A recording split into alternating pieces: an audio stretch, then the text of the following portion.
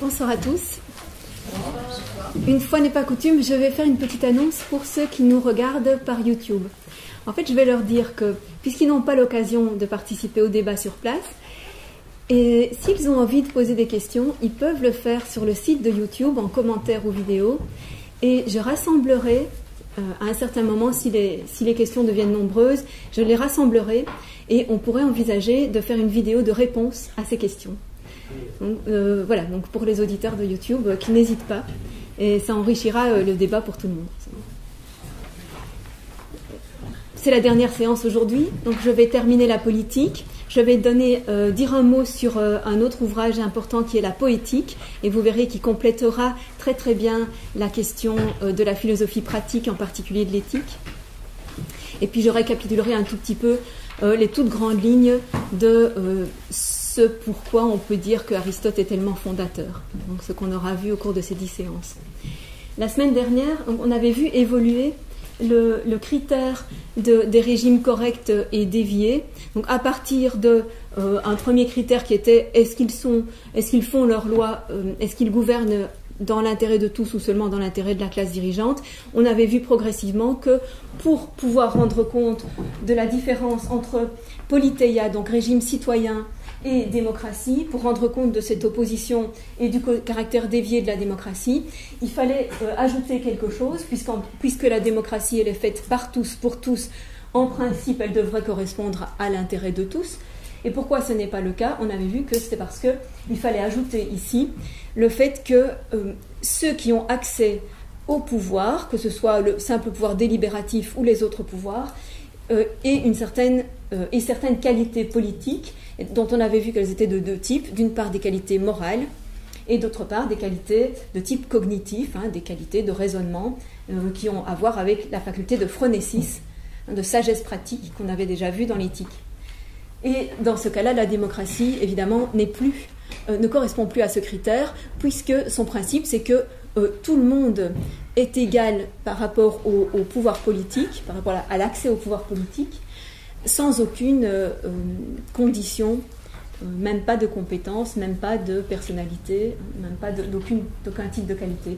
C'est d'ailleurs ce que souligne un auteur contemporain, un philosophe politique qui s'appelle Jacques Rancière, dans un ouvrage très intéressant qui s'intitule « La haine de la démocratie », où il rappelle justement que c'est ça le principe de la démocratie, c'est le fait de n'avoir aucun titre pour être citoyen, de n'avoir besoin d'aucun titre particulier, et ce qui est aussi confirmé par le tirage au sort. C'est vraiment le tirage au sort qui caractérise la démocratie, puisqu'on ne choisit pas quelqu'un en fonction de ce qu'il est, on prend n'importe qui en estimant que tout le monde est équivalent.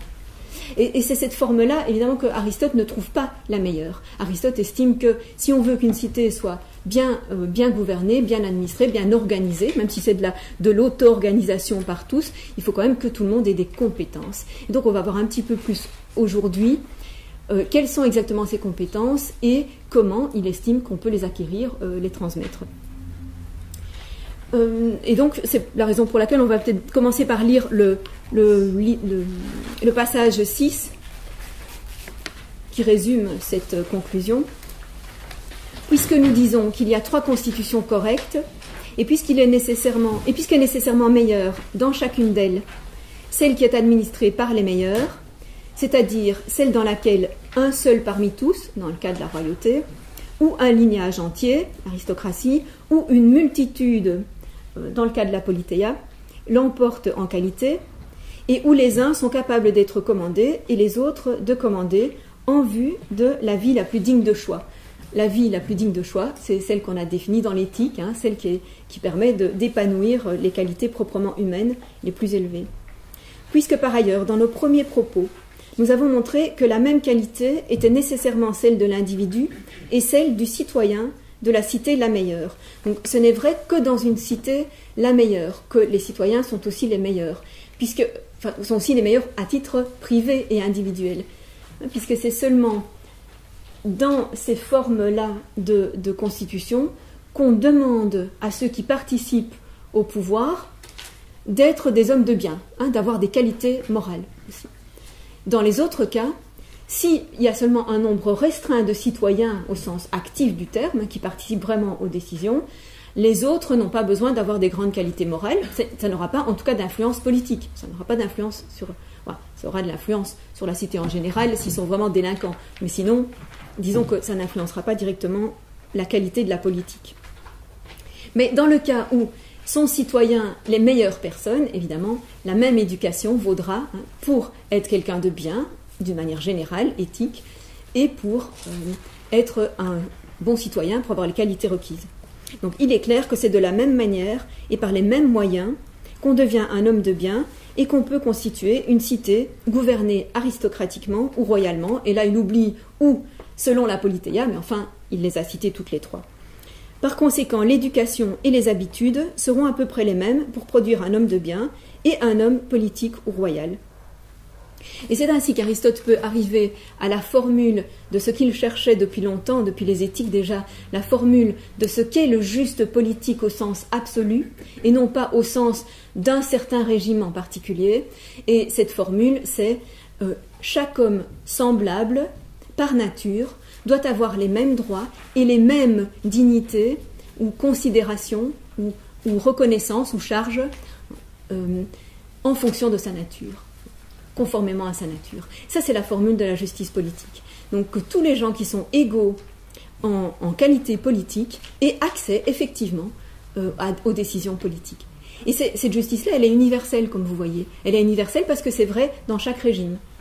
Et alors Aristote se demande si parmi ces trois-là, il y en a un des trois qui est meilleur que les autres, et il dit que ça dépend justement de la situation, ça dépend du type de population qu'on a dans une certaine cité.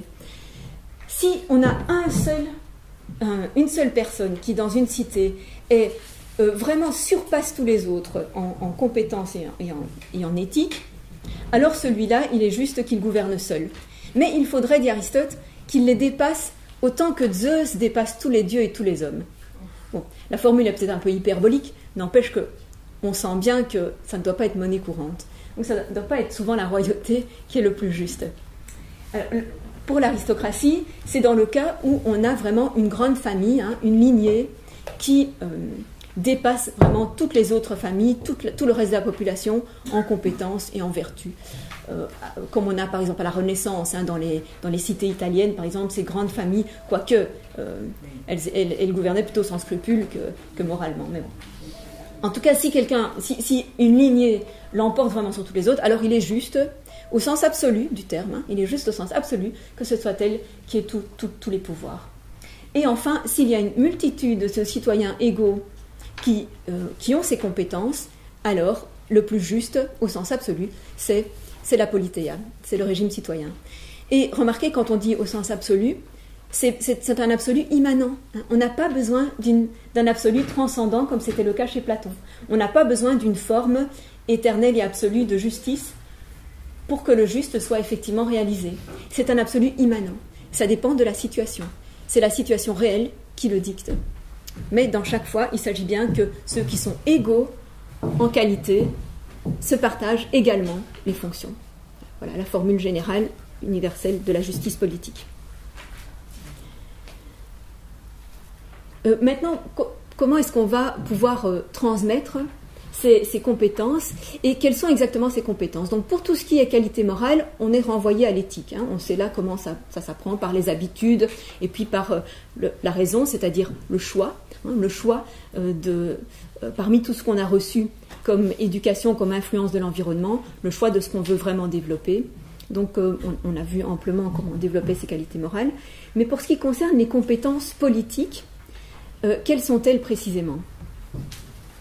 Je vais y venir, mais d'abord, terminons avec le texte 7 sur la question de savoir si Aristote n'a pas quand même une petite préférence entre les régimes qu'il appelle corrects. Il est difficile de trouver une préférence chez Aristote, en fait, parce qu'il y a des passages qui vont plutôt dans le sens aristocratique, d'autres plutôt dans le sens de la multitude, et ça dépend alors d'une part, ça dépend de s'il est dans une partie où il est en train d'élaborer ce qui serait la constitution idéale, si on pouvait vraiment choisir avec qui on l'a fait, dans quelle situation. Donc si on était vraiment dans les conditions de réunir tout ce qu'on souhaite. ce qui n'existe au fond jamais, hein, qui est presque une sorte d'idéal régulateur, hein, quel serait le meilleur si on pouvait choisir. Et puis s'il se trouve dans les passages où au contraire il est très pragmatique, parce qu'il y a des parties extrêmement pragmatiques dans la politique, où Aristote étudie une situation donnée, et il passe en revue ainsi donc toutes les variétés de régimes et toutes les situations qu'ils peuvent rencontrer, et il se dit, dans cette situation-là, qu'est-ce qui est le meilleur? Ou parfois, qu'est-ce qui est le moins mauvais? Parfois, on est vraiment obligé de choisir juste le moins mauvais. Mais il donne des conseils à tous les types de régimes, en donnant chaque fois des conseils de modération, justement, en disant comment ce régime pourra être le plus possible stable, avoir le moins de conflits internes, de risques de renversement. Et ça, c'est si il ne lèse trop personne. Plus on lèse certaines catégories de personnes, moins le régime sera stable, plus il sera renversé. Et donc, il vaut de toute façon mieux essayer de donner un maximum à chacun, d'une manière qui convient à la demande de la population. Donc, toujours, il donne des conseils de modération, et en vertu aussi de sa fameuse règle générale de l'éthique, qui est le juste milieu et l'excellence. Donc, on peut lire ce 7e passage, où Aristote semble pencher quand même en faveur du plus grand nombre de participants aux décisions politiques. Voilà sa raison. Un citoyen quelconque, pris individuellement, est sans doute moins bon que le meilleur. Mais la cité est composée de beaucoup. Et comme un repas où chacun apporte quelque chose est meilleur que celui d'une seule personne, de même une foule a un meilleur jugement sur beaucoup de choses qu'un seul homme, quel qu'il soit, même s'il est vraiment exceptionnel. En outre, un grand nombre est moins corruptible, de même qu'une plus grande quantité d'eau est moins vite polluée. Ainsi, la multitude est moins corruptible qu'un petit nombre. Et alors qu'un seul, emporté par la colère ou par une autre émotion, perd fatalement le jugement, là, il est difficile que tous en même temps se mettent en colère et fassent des erreurs. Donc, les uns tempèrent les autres. Dans une multitude, les uns tempèrent les autres, et donc c'est un argument en faveur de plutôt un grand nombre, plutôt une politeia, qu'un petit nombre de décideurs politiques. Et on peut y ajouter aussi, comme argument dans le même sens, l'éloge que donne Aristote de la classe moyenne. Il y a aussi un passage où il parle plutôt de la répartition des ressources, c'est plutôt la classe moyenne au sens économique du terme, mais il estime que c'est aussi un critère absolument essentiel de la stabilité des régimes, c'est la bonne répartition des richesses. Il ne faut pas d'excès. S'il y a des gens trop pauvres ou trop riches, la cité est en conflit, elle est divisée, elle est en tension et elle s'organisera mal. Il faut qu'il y ait au maximum une proximité de ressources entre l'ensemble des habitants d'une cité. Alors elle est stable. On évite de cette façon aussi des tares morales du genre de l'arrogance pour les riches, l'arrogance, le mépris des riches pour les pauvres, et à l'inverse, l'envie, la jalousie, le ressentiment des pauvres pour les riches. En n'ayant pas ces grands écarts, on évite cet art moral. D'un autre côté aussi, on évite que les riches se dérobent à leurs obligations civiques, puisque n'ont pas besoin de ça, ils sont riches par ailleurs, et que les pauvres, à l'inverse, recherchent les postes rémunérés, donc les postes politiques rémunérés, comme on l'a vu avec la déviation de la démocratie. Et on évite aussi, en ayant une classe moyenne, en se tenant d'assez près, on évite aussi la délinquance, c'est-à-dire petite délinquance de la part des pauvres qui ont besoin de voler le nécessaire, et, dit-il, grande criminalité de la part des riches qui n'ont jamais assez. Donc, deux raisons de vouloir voler plus que son dû.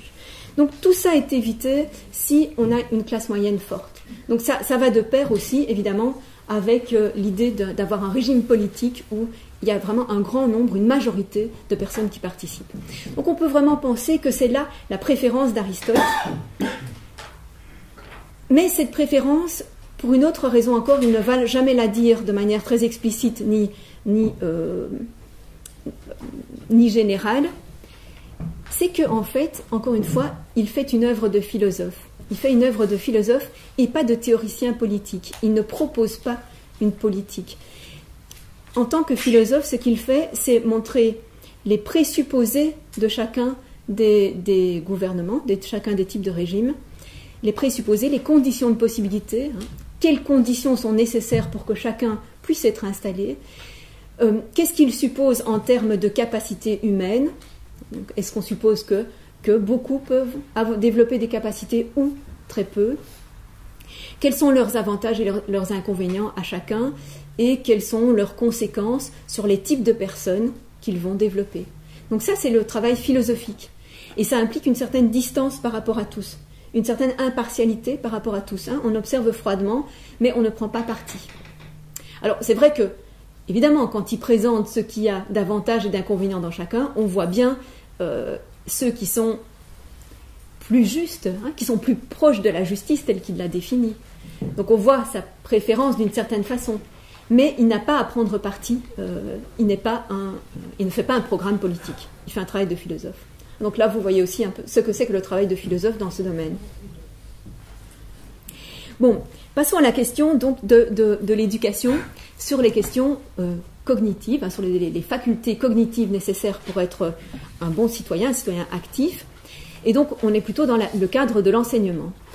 Et on a des directives d'Aristote concernant l'enseignement, mais malheureusement, l'ouvrage politique est inachevé. En tout cas, il s'arrête abruptement alors qu'il a à peine vu passer en revue ce qu'il faut donner comme enseignement aux petits-enfants, enfin à la première enfance. Ça s'arrête abruptement et manifestement, il n'avait pas fini, il devait développer beaucoup plus, mais on n'a rien, on n'a pas la suite. Alors, ou bien parce que c'est interrompu par sa mort, c'est possible, c'est une des œuvres qu'il a dû faire vers la fin de sa vie, ou bien parce qu'on aurait perdu un rouleau, c'est possible aussi. Donc malheureusement, on n'a pas la totalité de l'enseignement qui lui paraît nécessaire pour être un bon citoyen. Mais les principes qu'il énonce au début sont déjà très intéressants. Il donne comme principe pour l'éducation déjà des petits-enfants, premièrement, de toujours tenir en compte qu'on forme des hommes libres. Et donc, que ce soit les jeux qu'on apprend aux petits, que ce soit les histoires qu'on leur raconte, les contes, les mythes dans lesquels ils apprennent à lire, ils doivent être bien, ça doit être choisi de manière bien attentionnée, attentive, pour les inciter au meilleur et pas au pire, et ils doivent le moins possible fréquenter des esclaves, alors au sens évidemment où les esclaves auraient un comportement grossier, un langage lui-même grossier, incorrect. Donc ils doivent le plus possible être entourés de bons modèles en somme. Donc ça c'est un des principes de l'enseignement. Et pour le reste, pour les matières enseignées, disons ce qu'on appellerait l'école primaire, il reprend simplement les 4 matières traditionnelles, les lettres, donc qui apprennent évidemment l'apprentissage de la lecture, l'écriture, mais aussi toute la littérature, puisqu'on apprend directement dans la littérature, la musique, qui joue un rôle important, la gymnastique, développement physique, et le dessin qui lui paraît aussi important. Et on a seulement un développement de la musique, donc l'œuvre étant incomplète, on a seulement un développement sur la musique, où on voit à nouveau à l'œuvre les objectifs ultimes de l'éducation, qui sont d'une part de développer une certaine moralité, parce que les rythmes et les mélodies musicaux peuvent être plus ou moins, peuvent porter à un caractère plus ou moins mesuré, ou au contraire à une forme d'hubris, d'expression débridée, d'expression excessive de sentiments, etc. Mais surtout, de manière plus importante, Aristote se prononce sur la question de savoir si les enfants doivent apprendre eux-mêmes à jouer un instrument et s'ils doivent aussi apprendre des métiers manuels, des métiers donc qui sont de la production du nécessaire. Et c'est intéressant sa position sur les deux. Il dit que oui, il faut apprendre soi-même à jouer un peu, mais pas jusqu'à être professionnel. Donc à jouer pour son propre délassement ou pour ses amis, ou pour le plaisir esthétique, parce que, dit-il, quand on sait jouer un peu d'un instrument, on sait mieux aussi apprécier les virtuoses, les professionnels qui, eux, jouent beaucoup mieux. On apprécie mieux quand on sait soi-même ce que ça implique, hein, quand on sait soi-même comment ça fonctionne. Donc ça, c'est vraiment l'éveil esthétique qui est là, ça doit être le fait de tout le monde. Et pour ce qui est des métiers manuels, donc la production des choses nécessaires, il faut l'apprendre aussi dans cette même mesure qui est pour soi-même ou pour son entourage immédiat. C'est-à-dire qu'il ne faut jamais apprendre un métier qui serve à quelqu'un d'autre, donc qui nous rende serviteurs de quelqu'un d'autre. C'est un métier qu'on doit faire pour soi-même. Autrement dit, apprendre à cultiver son propre potager, oui, hein, de soi-même, de sa famille, oui. Apprendre à bricoler chez soi, oui.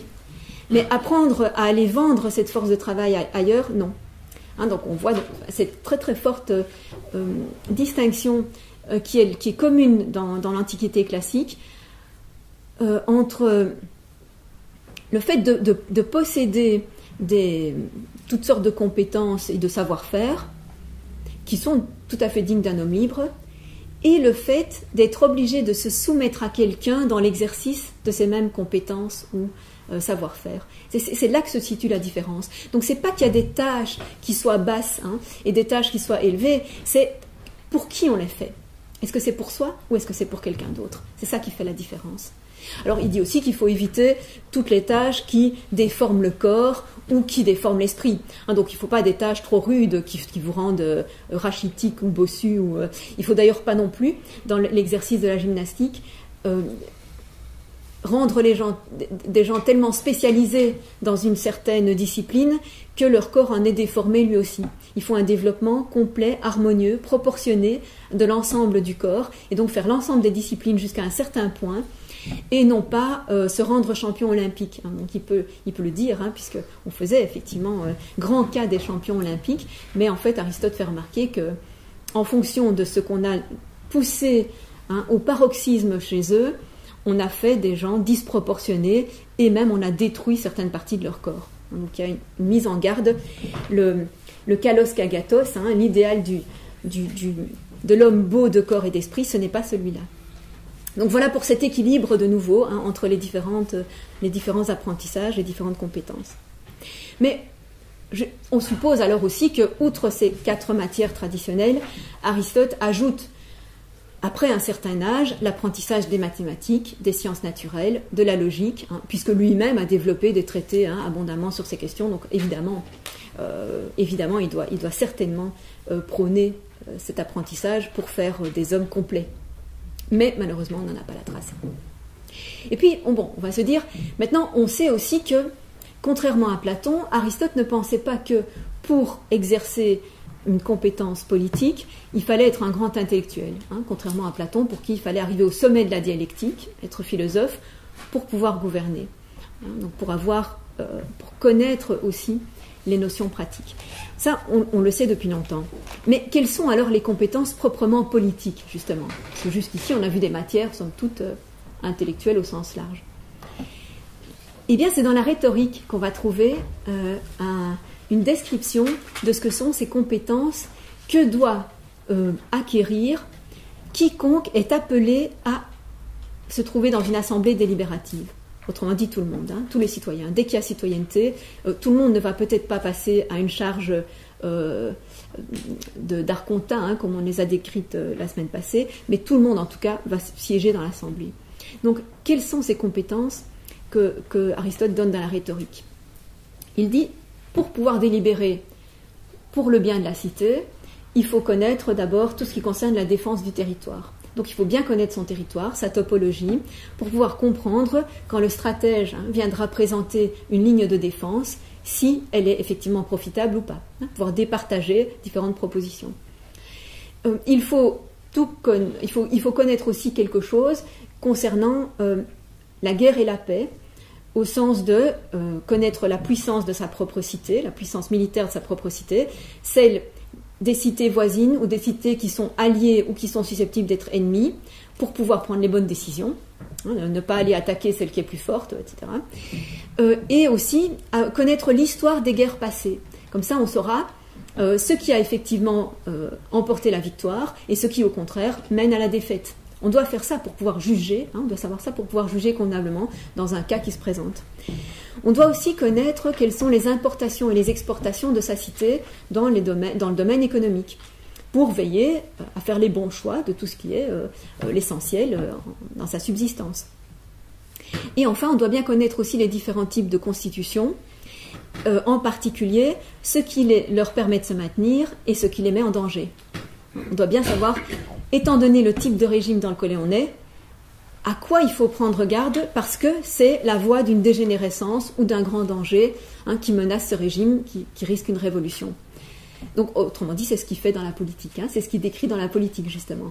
Donc, il y a de longues parties, notamment à peu près tout le livre 4 et 5, où il est question vraiment d'étudier chaque régime en particulier, en faisant remarquer ce qui permet de le sauvegarder et ce qui aussi le transforme en un autre, par une révolution violente ou par des réformes successives, peu importe, mais ce qui le transforme. Donc tout ça doit être connu de tout citoyen qui veut participer à l'Assemblée. Mais ce n'est pas une tâche hors de mesure. Tout le monde est capable de connaître ça. Et remarquez que ce qu'il dit dans la rhétorique, il y ajoute évidemment, puisque c'est dans ce traité-là, qu'il est nécessaire d'avoir la connaissance de la rhétorique, c'est-à-dire de l'art de parler en public et de persuader. Parce que la meilleure opinion, dit-il, peut être desservie par une mauvaise manière de l'exposer. Il ne suffit pas d'avoir une bonne opinion, il faut convaincre les autres qu'on a une bonne opinion. Et c'est pourquoi la rhétorique, elle est nécessaire. On ne peut pas faire comme Platon et dire qu'elle est toujours négative, elle est toujours une manipulation. Aristote dit que c'est une arme à double tranchant, la rhétorique. Elle peut servir le meilleur et elle peut servir le pire. Mais si on veut servir le meilleur, on doit aussi l'apprendre. Donc on doit savoir comment tenir un discours qui sera persuasif, y compris agir sur les émotions. Il y a toute une longue digression dans la rhétorique sur la connaissance des émotions qui meuvent les humains et la façon de s'adresser à ces émotions. Alors on peut le faire, encore une fois, d'une manière abusive, c'est-à-dire essayer de monter les gens dans des émotions mauvaises, mais on peut aussi utiliser des émotions utiles, c'est-à-dire avoir une juste crainte d'un réel danger, c'est pas mauvais ça. Ne pas être insouciant quand le danger menace, ce n'est pas mauvais. Donc on doit susciter des émotions, disons, en rapport avec la situation. Donc, tout ça est compris dans la rhétorique. Et par conséquent, on peut se dire qu'une personne d'intelligence normale, normalement dotée par la nature, ayant reçu l'enseignement qu'il a décrit, sera capable d'entendre des arguments, d'exposer les siens, d'écouter des experts, qu'ils soient militaires ou financiers, et de juger de leur discours et de décider. On voit bien que ça n'est pas hors de portée de quelqu'un, disons, d'ordinaire, de la plupart des gens. On voit aussi que ce ne sera peut-être pas le cas de tous les gens. Et peut-être bien qu'il y a effectivement des personnes qui n'arriveront pas à suivre cet enseignement, même s'il n'est pas extrêmement exigeant. Aristote, en tout cas, en est convaincu. Aristote est convaincu que tout le monde n'y arrivera pas. Alors il pense que ça peut être une déficience de nature, donc parce que chacun naît avec des potentiels, comme on l'a vu, et il y a des potentiels intellectuels aussi. Il n'y a pas seulement des dispositions, disons, émotionnelles, il y a aussi des potentiels intellectuels du genre, est-ce qu'on a une bonne faculté de jugement, ou est-ce qu'on a une vivacité d'esprit, est-ce qu'on comprend vite où se situent les choses, est-ce qu'on voit vite les différences et les similitudes, le pour et le contre. Il faut faire vite, il faut avoir cette vivacité si on veut juger bien.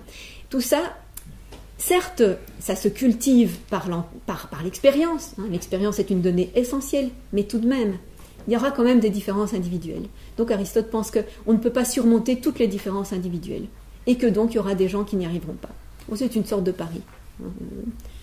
Le pari étant toujours, essayons que tout le monde y arrive, bien sûr. Et puis, ceux qui n'y arrivent pas, il faudra décider si malgré tout on les laisse participer à l'Assemblée ou pas. Et alors, il est frappant aussi, et bien sûr, on ne peut pas passer sous silence, que à plusieurs reprises, Aristote dit que dans un régime qui serait vraiment le meilleur, y compris une politeia, qui inclut une majorité de citoyens, il ne faudrait pas que des ouvriers, des artisans, des paysans, des marchands participent à ce régime. Et ça pose un problème, mais je vais vous dire immédiatement qu'il y a une question de formulation. Il faut être très attentif à la formulation de cette remarque. En fait, pour le même passage, j'ai trouvé deux traductions qui donnent un sens très différent. Une traduction disait « Il ne faut pas que les ouvriers, les marchands et les paysans soient citoyens, parce qu'ils n'en ont ou bien pas les qualités morales, parce que leur profession ne leur donne pas suffisamment d'élévation, ou bien ils n'en ont pas le loisir. » Le même passage, traduit autrement, il dit « Il ne faut pas que les citoyens mènent une vie d'ouvriers, de marchands ou de paysans, parce que s'ils sont ouvriers ou marchands, ils n'ont pas l'élévation d'esprit suffisante, et s'ils sont paysans, ils n'ont pas le loisir. » Mais remarquez la grande différence. C'est la deuxième traduction qui est correcte, c'est-à-dire qui est correcte en vertu de la littéralité du texte grec. Et ça fait une grande différence, parce que si on dit « il ne faut pas que les citoyens aient une vie d'ouvriers, ou une vie de marchands, ou une vie de paysans », ça veut dire qu'il ne faut pas qu'ils se consacrent exclusivement à ces travaux physiques, manuels, et peu élevés du point de vue intellectuel ou moral. Il ne faut pas que leur vie entière se passe à ça. Et donc, ça laisse ouverte la possibilité qu'on dégage effectivement du loisir à l'intérieur d'une vie qui a aussi une activité productive. Et ça rejoindrait, il ne le dit pas explicitement, hein, on est obligé de lire un peu entre les lignes et de faire, disons, chercher une convergence entre différents passages. Mais ça rejoindrait aussi la notion qu'on a vue dans les éthiques d'une vie tout à fait complète. Hein. Un homme tout à fait complet, c'est quelqu'un qui est capable de développer toutes les activités humaines, mais y compris, bien sûr, les plus élevées. Et donc, Aristote ne serait pas a priori, d'après ses principes, hein, d'après tout ce qu'il dit, ses principes éducatifs, le type d'enseignement qu'on doit suivre, ses principes de régime politique, ses principes de la vie complète, il ne serait pas a priori opposé à ce que tout le monde ait une activité productive qui ne prenne pas trop de temps et donc qu'il y ait du loisir pour faire aussi le travail de citoyen, hein, qui prend du temps, bien sûr, et alors des tâches intellectuelles, artistiques, selon les goûts de chacun.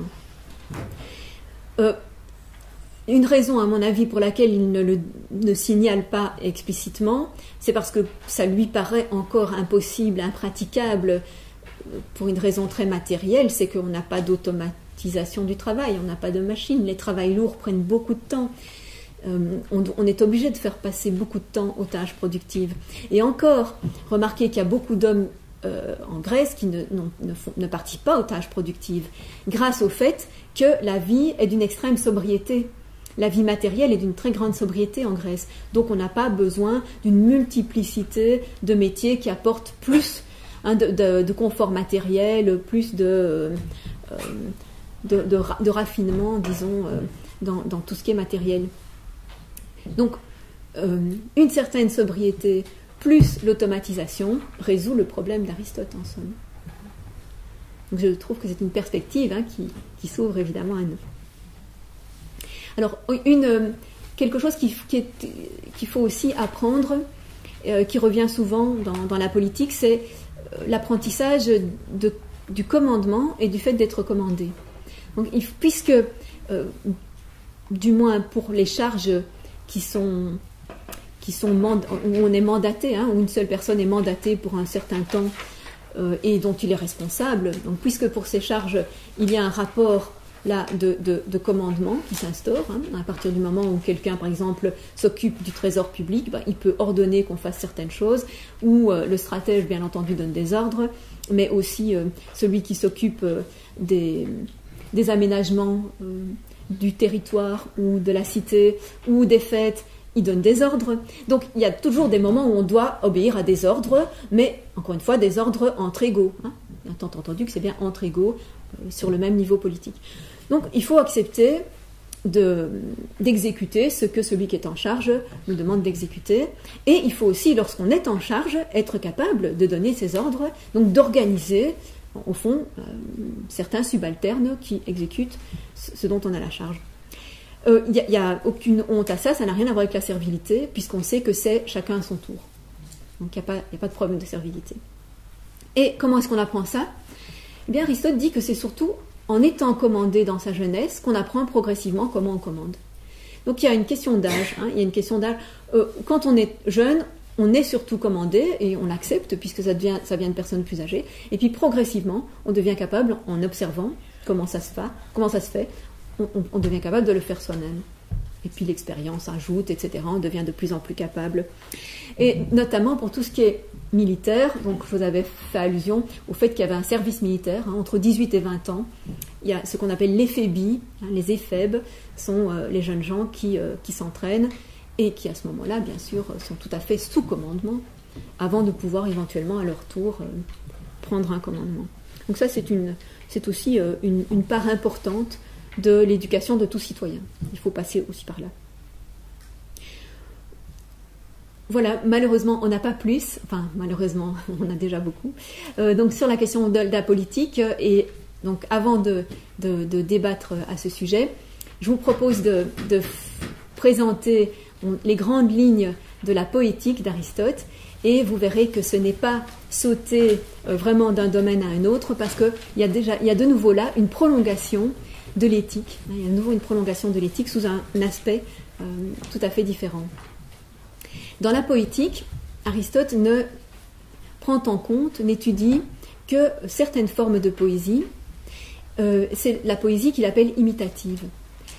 Et en quel sens la poésie est imitative? C'est au sens où elle raconte une histoire. Donc il ne prend en compte que la poésie qui raconte une histoire. Donc pas la poésie lyrique. Il ne parle pas du tout de la poésie lyrique, qui bien sûr existait par ailleurs, mais il ne l'étudie pas dans ce traité. Donc l'expression simplement des sentiments, comme on avait chez des tas de poètes très célèbres et très appréciés. Donc c'est pas par dépréciation, c'est simplement que ce qui l'intéresse, c'est la poésie imitative, celle qui raconte une histoire, et vous allez tout de suite voir pourquoi, en rapport avec toute sa philosophie. Donc la poésie narrative, elle se compose de plusieurs formes. D'une part, on a l'épopée. Par exemple, l'épopée homérique, enfin, il y a eu quelques imitations, mais c'est essentiellement Homère. Et donc ça, c'est une narration, elle est en vers, bien sûr, c'est en vers. Et c'est pour ça qu'on dit que c'est de la poésie. Mais elle est aussi à la troisième personne. C'est une narration à la troisième personne. Donc il y a une fiction narrative, le narrateur raconte tout ce qui se passe et décrit l'ensemble des personnages. Tandis que on a un type de poésie narrative qui est du théâtre, c'est la tragédie ou la comédie, qui là sont les personnages en action. Et donc qui parlent à la première personne. Et l'action, ici ça se dit drama. Drama, le drame, la dramaturgie, enfin tout ça vient du... Donc le verbe drao, c'est un équivalent un petit peu plus archaïque que pratein, praxis. Donc drama, c'est un peu un équivalent de praxis. Et donc pourquoi cette poésie, elle est imitative? Parce qu'elle met en scène une action. Une action dans un sens large, une histoire qui raconte des actions de personnages. Et elle ne raconte pas une histoire qui s'est réellement passée, elle invente une histoire, bien sûr. Donc elle n'est pas imitative en ce sens qu'elle ne raconterait que du réel, pas du tout. Elle est imitative en ce que l'histoire qu'elle raconte est une histoire telle qu'il s'en passe effectivement, ou telle qu'il pourrait s'en passer, des actions qui... ça ressemble aux actions qui ont lieu effectivement entre des humains. Et ça met en scène des personnages qui sont des humains, donc, qui pourraient être des personnes réelles. Donc c'est pas imitatif, le sens d'imitatif doit être bien compris. Donc on voit la différence entre la narration à la troisième personne et celle qui met en scène les personnages, et la différence entre la tragédie et la comédie. Elle est, bien sûr, elle est évidente quant au but de chacune des deux. Le but de la comédie est de faire rire, le but de la tragédie n'est pas de faire pleurer, enfin, elle est de susciter les sentiments de pitié et de crainte, on va y revenir, qui sont des sentiments typiquement tragiques, bien sûr, qui sont très éloignés du plaisir comique. Mais on va y revenir amplement, puisque au fond, c'est la tragédie qui est le principal objet de la poétique, en fait. Mais comme vous savez tous, et certainement grâce à Umberto Eco dans Le nom de la rose, la poétique était composée de 2 livres dont il ne reste plus qu'un. Le 2e livre était consacré à la comédie. On l'a perdu. Et on ne l'a pas perdu dans un monastère qui a brûlé, comme le dit Eco, mais enfin, on l'a probablement perdu très tôt dans l'Antiquité, parce qu'il y a beaucoup d'auteurs qui ne mentionnent déjà que la première partie. Donc on ne saura pas quelle est toute l'étude d'Aristote sur la comédie, on sait juste certaines choses, peut-être un petit paragraphe qui est tout de même intéressant, sur le ressort du rire. Qu'est-ce qui provoque le rire ? Et c'est là aussi, il y avait un débat dans l'Antiquité sur le fait de bannir ou pas le rire. Est-ce que le rire était quelque chose de nécessairement mauvais ? Il y en avait qui disaient que c'était mauvais parce que ça dénotait toujours une supériorité de celui qui rit sur celui qui est moqué, en somme. Le rire étant de la moquerie, de la raillerie, et donc une forme de mépris. Et donc, on prônait d'éviter le rire et la comédie. Mais Aristote nuance un petit peu ça. Il dit que ce qui fait rire, c'est ce qui est laid. C'est une partie du laid. C'est une forme de laideur, de grossièreté, de grotesque, mais sans douleur, dit-il. Sans douleur, sans souffrance. Et c'est pourquoi les masques qu'on portait dans la comédie sont des masques qui sont laids et bouffons et grotesques, aux traits déformés, grimaçants, mais sans douleur. Il ne donne pas une impression de souffrance. Si le personnage qu'on raille souffrait, il ne ferait pas rire. Donc il n'y a pas ce type-là, en tout cas, de supériorité ou de cruauté. Le rire n'est pas cruel dans la comédie. Et de fait, les comédies, en fait, étaient composées surtout de rires assez grossiers. Donc on riait de gros mots, on riait de situations scabreuses. Bon, il y avait aussi des comiques de situation, bon. Mais c'était pas...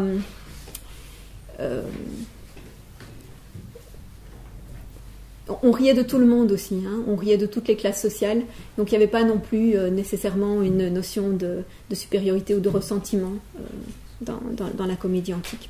Donc il n'y a pas de raison de bannir ce type de rire, voilà, en tout cas, il n'y a pas de raison de le bannir pour Aristote. Une différence aussi qu'il signale entre la tragédie et la comédie, c'est que la tragédie a tendance à représenter des hommes meilleurs que la moyenne, meilleurs que ce qu'ils ne sont réellement, et la comédie pire. Effectivement, dans la comédie, la plupart des personnages sont assez lamentables, enfin, mais justement pour être drôle. Alors, qu'est-ce qu'il en est ? En quoi est-ce que la tragédie est tellement intéressante ? On va lire le premier texte donc, consacré à la poétique, qui est une longue définition très complète de tout ce qu'est la tragédie, de toutes ses caractéristiques, et on va voir au fur et à mesure pourquoi elle est si chère à Aristote, pourquoi elle est si importante, et d'ailleurs pourquoi elle est si importante dans l'Athènes du 5e et du 4e siècle. La tragédie est l'imitation d'une action, donc au sens qu'on a vu, représentation d'une action qui peut exister, grave, le sujet est grave, et complète. Alors complète signifie qu'il doit y avoir une unité d'action. L'unité narrative, dit Aristote, n'est pas donnée par le simple fait qu'une série de choses arrivent à la même personne. Ce n'est pas le héros qui fait l'unité d'un récit, contrairement au cas de l'épopée. Dans une épopée, si on prend par exemple l'Odyssée, l'Odyssée est faite de multiples péripéties, avec comme seul trait commun Ulysse, le fait que tout ça arrive à Ulysse. Mais dans la tragédie, on ne peut pas faire ça. La tragédie, il faut qu'elle choisisse une action en particulier. Donc on pourrait faire... Ce qui fait qu'en fait, on utilise effectivement souvent les mêmes histoires que celles qui sont représentées dans l'épopée, mais en circonscrivant une action en particulier. Par exemple, dans toute l'histoire des Atrides, Agamemnon, le sacrifice d'Iphigénie, l'assassinat de Clytemnestre, en fait, toutes ces histoires, il y a à chaque fois une tragédie pour chacun des moments de cette vaste fresque. Une tragédie sur Agamemnon, une sur Iphigénie, ou même plusieurs, pour Iphigénie, pour Oreste, pour Électre, etc. Donc, la tragédie, elle doit circonscrire un thème bien resserré. D'une certaine étendue. Alors, une certaine étendue, ça veut dire elle n'aura pas toute l'étendue de l'épopée. Elle ne doit pas être une aussi vaste fresque. Elle ne doit pas comprendre des péripéties qui sont inutiles pour l'histoire elle-même. L'histoire doit vraiment être construite d'une manière bien structurée pour qu'il y ait progressivement le nœud qui se forme. Il faut que l'intrigue se forme et qu'on arrive au nœud, le nœud dramatique, c'est-à-dire le moment où vraiment le héros est dans une situation terrible, un terrible dilemme ou bien terrible faute qu'il a produite sans le vouloir et qui amène des malheurs énormes. Donc ça, c'est le nœud qui a été construit progressivement. Et puis il y a le dénouement, progressivement, qui vient aussi. Donc il ne faut pas broder toutes sortes de digressions par rapport à ça. Ça serait trop détendu pour une tragédie. Et d'autre part, il y a aussi une limite dans le temps, parce que ça a été longtemps un impératif de la tragédie, même à l'époque moderne. Il faut autant que possible que ça se passe en 24 heures. Autant que possible, dit Aristote, ou plus ou moins en 24 heures, en une seule révolution du soleil. Donc ça permet aussi évidemment de resserrer sur une action bien particulière. Il ajoute, dans un langage agrémenté, d'une espèce différente selon ses parties, imitation qui est faite par des personnages en action et non pas en narration, et qui atteint à travers la pitié et la crainte la purification de ce type d'émotion. Ça, c'est une clé importante auquel je reviens après. J'appelle agrémenté le langage qui possède rythme et harmonie et chant, et d'une espèce différente, le fait que certaines parties soient réalisées seulement par les vers et d'autres par le chant. Donc effectivement, dans une tragédie, on a des parties de dialogue entre les personnages, et on a des parties où c'est le cœur qui prend la parole. Et à ce moment-là, il chante, parfois même il danse un peu, il est accompagné de musique, et la versification est un peu différente pour les parties dialoguées et pour les parties chantées, pour les parties chorales. C'est pas le même vers, parce que, dit Aristote, il y a un mètre, donc un rythme selon le vers, qui est plus propre à la conversation, et donc qui doit être utilisé pour les dialogues, et un autre qui est plus propre au chant, plus ample, et qui doit être utilisé pour le chœur. Donc tout ça doit être évidemment bien composé. Il y a une très grande importance évidemment de l'expression littéraire, proprement poétique évidemment, dans cette forme d'art. Le langage poétique comprend aussi un vocabulaire qui ne doit pas être juste le vocabulaire ordinaire. On ne fait pas une belle tragédie avec des mots uniquement plats et ordinaires. Il faut un peu sortir de la banalité par certains mots recherchés, par certaines expressions plus élevées, sans exagérer, attention, parce que si on ne mettait que des mots, disons, inusités, étranges, là aussi ça choquerait et le plaisir du spectateur en serait diminué. Donc tout doit viser aussi le plaisir du spectateur, quand même. Mais en ce qui concerne les autres éléments, disons, scéniques, le décor, la musique elle-même, les déplacements des personnages, éventuellement du chant, tout ça, dit Aristote, ça doit rester néanmoins secondaire. Ce qui compte vraiment essentiellement, c'est le récit et les personnages. Pourquoi est-ce que c'est secondaire le reste ? Eh bien parce qu'il faut que si on écoute une tragédie seulement lue, ou si on la lit, elle doit produire le même effet que si on la voit représentée.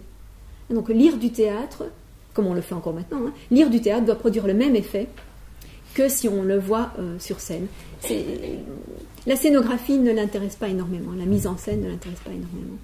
Ça ne veut pas dire que c'est le cas de tout le monde à l'époque, c'est l'opinion d'Aristote en tout cas, parce que encore une fois, ça rejoint toute sa philosophie, tout le reste de sa philosophie, d'insister tellement sur le récit. Pourquoi le récit est l'élément le plus important de la tragédie ? C'est parce qu'en fait, le plaisir de la tragédie est un plaisir en grande partie intellectuel. et dans l'autre partie émotionnelle. En grande partie intellectuelle, parce que justement, tout l'art d'amener le nœud tragique, d'amener la scène tragique, fait appel à l'intelligence du spectateur. Le spectateur, il voit les conséquences des actions que mènent les personnages et que les personnages, eux, ne connaissent pas. Le spectateur en sait plus. Il sait, par exemple, qui est cet homme qu'Édipe tue sur le pont. Et il frémit d'avance en sachant ce qui va arriver à Édipe qui tue cet homme. Le spectateur en sait plus. Il s'attend toujours à ce qui va se passer. Et il voit la construction d'une machine infernale qui va se retourner contre le héros. Donc ça fait appel à son intelligence. Et au moment où il y a des éléments de dénouement qui s'avancent, le spectateur aussi les comprend d'abord avant le héros. Par exemple, la reconnaissance. La reconnaissance, c'est quelque chose de très fréquent. C'est un ressort très fréquent dans les tragédies, puisque très souvent, une tragédie consiste en une erreur que fait le héros, non pas parce qu'il est mauvais, il ne faut pas mettre en scène des mauvaises personnes, mais juste il n'est pas parfait, il fait des erreurs, mais cette erreur entraîne des conséquences bien plus graves que voilà, le petit défaut dont il a fait preuve. Et c'est souvent parce qu'il est ignorant de quelque chose d'essentiel. Par exemple, il n'a pas reconnu une personne et il la prend pour une autre. Donc au moment où arrive la reconnaissance, ou bien le héros est effondré, désespéré, ou bien la reconnaissance arrive juste avant qu'il commette l'acte. Et alors la tragédie, n'a pas cet aspect vraiment désespérant. La tragédie peut éviter aussi le pire. Et un exemple, c'est Iphigénie. Justement, c'est dans Iphigénie en Tauride, quand la légende dit que Iphigénie, au moment où elle est sacrifiée pour que les Grecs puissent partir, sacrifiée par son propre père pour que les Grecs puissent partir vers Troie, elle aurait été, à l'insu des sacrificateurs, dérobée et emmenée dans un autre pays, où elle aurait été une prêtresse, devant elle-même sacrifier des étrangers pour la déesse qui l'a sauvée. Et à un moment arrive un étranger qu'elle doit sacrifier, et le spectateur sait que c'est Oreste, son frère. Mais bien sûr, elle ne le sait pas, jusqu'au moment où Oreste dit « Hélas, faut-il que je sois moi aussi sacrifiée comme ma malheureuse sœur ?» Alors elle le reconnaît. Ça ne peut être qu'Oreste. Et donc elle ne fait pas, évidemment, le geste. Elle n'est pas assassine de son propre frère. Donc ça, c'est une très bonne reconnaissance. La reconnaissance par un raisonnement, pour Aristote, est meilleure que la reconnaissance simplement par un signe physique, comme une cicatrice ou une action que ne peut faire que celui-là, comme pour Ulysse, bander l'arc, il n'y a que Ulysse qui pouvait le faire, donc c'est une manière de reconnaître.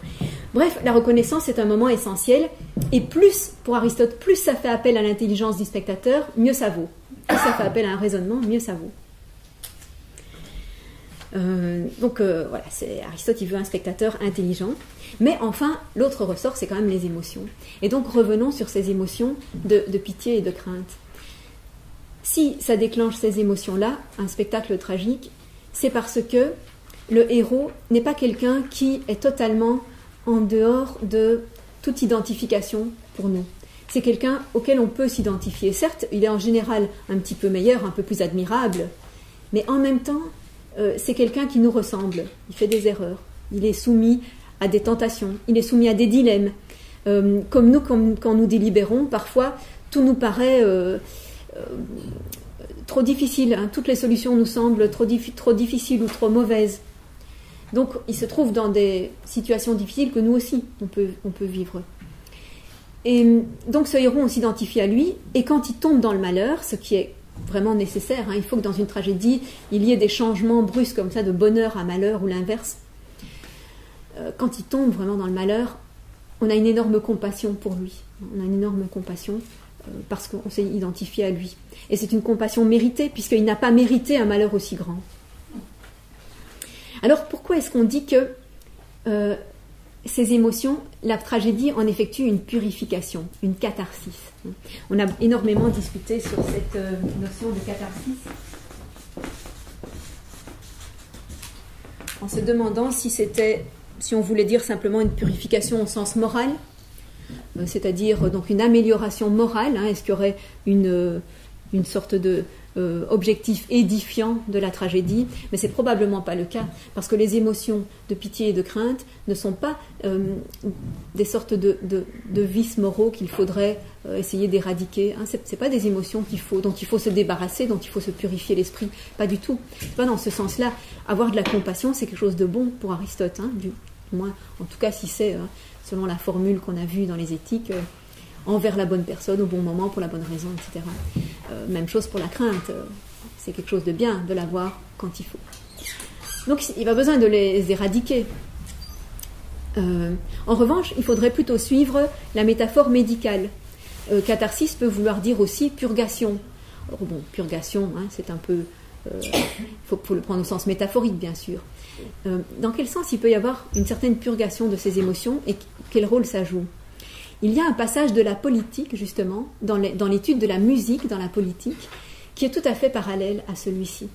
C'est un passage où Aristote donc envisage les bienfaits de la musique, et il dit que notamment, il y a des musiques, certaines musiques qui mettent en transe, surtout des personnes bien prédisposées à ça, mais qui arrivent à mettre en transe. Donc elles sont extatiques, des musiques extatiques, comme on en connaît dans beaucoup de peuples, et comme on en pratiquait à l'époque, par exemple dans les mystères de Dionysos, ou dans d'autres sociétés secrètes, où effectivement le but était d'entrer en transe, avec une idée de possession par le dieu, même chose qu'on trouve par exemple dans le vaudou, tout ça est très proche, parce que c'est universel. Donc ces musiques orgiastiques, comme il dit, ou extatiques, quand on en sort, celui qui les a vécues et puis qui en sort de cette transe, eh bien, il se sent tout à fait soulagé, il se sent extraordinairement pacifié, calme, heureux, comme s'il avait reçu une thérapie par rapport à une maladie. Et c'est ça qu'Aristote appelle la catharsis. Donc, le fait d'assister à une tragédie, et d'éprouver des émotions très violentes, de compassion ou de crainte pour ce qui arrive au héros, et qui pourrait nous arriver, bien sûr, eh bien ça agit d'une certaine manière dans le même sens. Ça opère en nous une sorte de soulagement ou de plaisir après coup, après avoir été, évidemment, dans cette émotion forte, plutôt désagréable. Donc, alors on peut broder sur l'enseignement que ça nous donne. Bien sûr, le fait d'être soulagé après, que ce ne soit qu'une histoire, par exemple, ce n'est que du cinéma quand on sort d'un film de ce type, ça peut être quelque chose comme ça. Mais encore une fois, il y a une dimension intellectuelle en plus chez Aristote. Et c'est ce qu'on va découvrir dans l'extrait suivant. Dans cet extrait, Aristote montre que ce n'est pas seulement un plaisir, ce type de poésie, c'est aussi instructif. Et tout le monde aime ce type de poésie parce qu'on aime apprendre. Et ça nous apprend beaucoup de choses. Ça nous apprend quoi ? Rien du domaine technique, rien du domaine strictement non plus intellectuel. Ça nous apprend quelque chose sur la condition humaine. Et c'est ça qu'on va lire dans cet extrait. En effet, l'historien et le poète ne diffèrent pas par le fait qu'ils font leur récit soit en vers, soit en prose, car on pourrait transporter ceux d'Hérodote, l'historien, en vers, et il n'en serait pas moins de l'histoire, en vers ou sans vers. Donc ce qui distingue l'histoire, ou un traité de médecine aussi, il le dit, ou un traité de sciences naturelles, de la poésie, ce n'est pas le fait d'être écrit ou pas en vers. On avait écrit effectivement des traités de sciences naturelles en vers, c'est pas pour ça que c'est de la poésie. C'est autre chose. Voilà ce que c'est. Il se distingue au contraire en ce que l'un raconte des événements qui sont arrivés, l'histoire, raconte des événements qui sont arrivés, l'autre tel qu'il pourrait arriver. C'est pourquoi la poésie est plus philosophique et d'un caractère plus élevé que l'histoire, car la poésie raconte plutôt le général, l'histoire le particulier. Est général le fait qu'à telle sorte d'homme, il arrive vraisemblablement ou nécessairement de dire ou de faire telle sorte de choses. C'est à cela que vise la poésie, bien qu'elle attribue des noms aux personnages, tandis qu'est particulier ce qu'a fait Alcibiade, personnage réel, ou ce qui lui est arrivé. Donc vous voyez le lien de nouveau entre le général et le particulier. certes, les personnages sont particuliers, ils ont un nom, hein, on les désigne, mais en fait, ils représentent des types de personnes ou de situations qu'on peut affronter. Et c'est en ça qu'ils sont instructifs, parce qu'ils sont universels.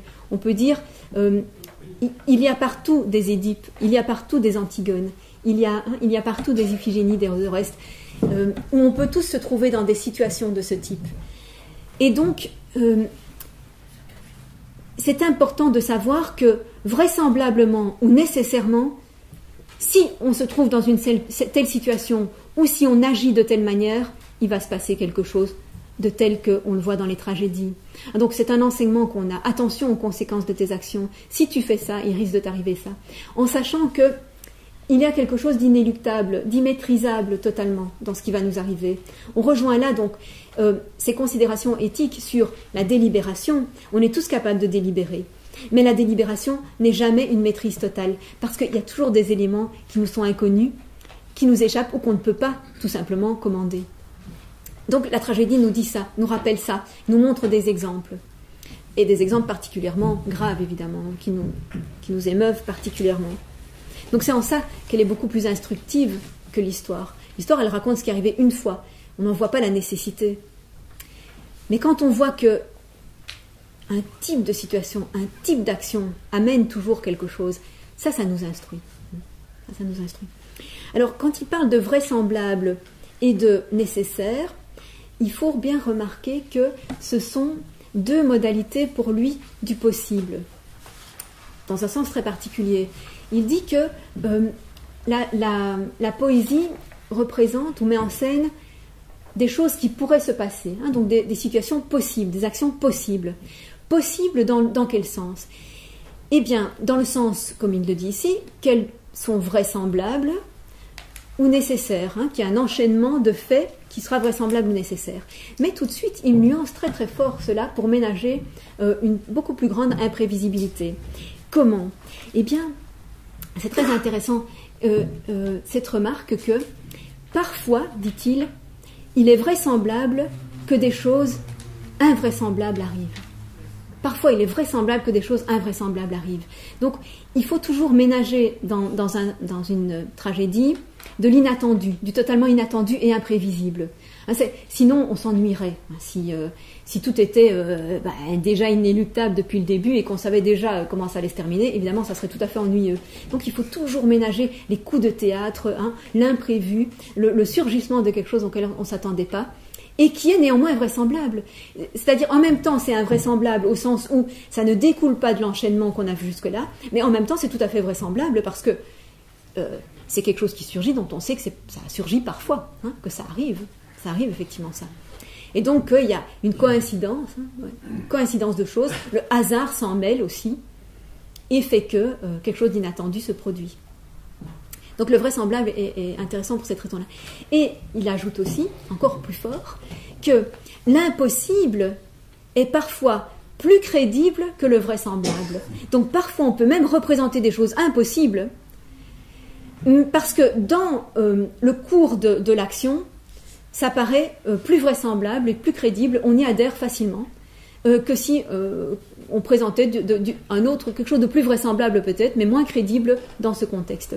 Donc il ne faut même pas avoir peur de l'impossible dans la tragédie. Donc vous voyez, Aristote, il n'est pas du tout, esclave de la réalité, du réalisme, ou d'une sorte de logique des événements qui ferait qu'il n'y a plus d'imprévu, quoi. Pas du tout. Donc voilà un jeu, donc, par rapport à ce qu'on a vu, de ces modalités, le nécessaire, donc dans la philosophie théorique, le nécessaire, le possible, par rapport à ça, il y a une subversion de ces modalités dans la tragédie, dans la narration. Le vraisemblable est parfois surpassé par l'impossible ou l'invraisemblable. Et ça n'en fait pas une mauvaise tragédie, au contraire. Qu'est-ce qu'il est encore important de dire à propos de la tragédie? Oui, alors une autre indication, un autre argument pour l'importance du récit par rapport aux autres éléments scéniques, c'est une comparaison avec la peinture, et ça va nous permettre de savoir un petit peu la conception d'Aristote sur les autres arts, parce qu'on n'a pas de traité sur les autres arts, on n'a que celui-ci. Alors on voit pourquoi, hein. Enfin, je pense maintenant vous avez bien vu pourquoi, c'est à quel point, c'est parce que c'est tellement proche de ces théories éthiques que forcément c'est une illustration en plus. Et donc c'est vraiment philosophique ce traité. Mais il glisse quand même des petites digressions par rapport aux autres arts et par rapport à la peinture. Donc il dit, de même qu'en peinture, si on juxtaposait simplement des couleurs, même belles, même harmonieuses l'une avec l'autre, ça susciterait moins de plaisir que si on esquissait un dessin, une figure, une image figurative, ne fût-ce qu'en noir et blanc. Donc, malgré le fait que la couleur, évidemment, plaît davantage, esquisser une image, ne fût-ce qu'en noir et blanc, ça donne plus de plaisir que des couleurs qui ne représentent rien. Donc là, on a évidemment un plaidoyer pour l'art figuratif plutôt que pour l'art simplement, purement esthétique ou émotionnel, hein, une pure réception de couleurs.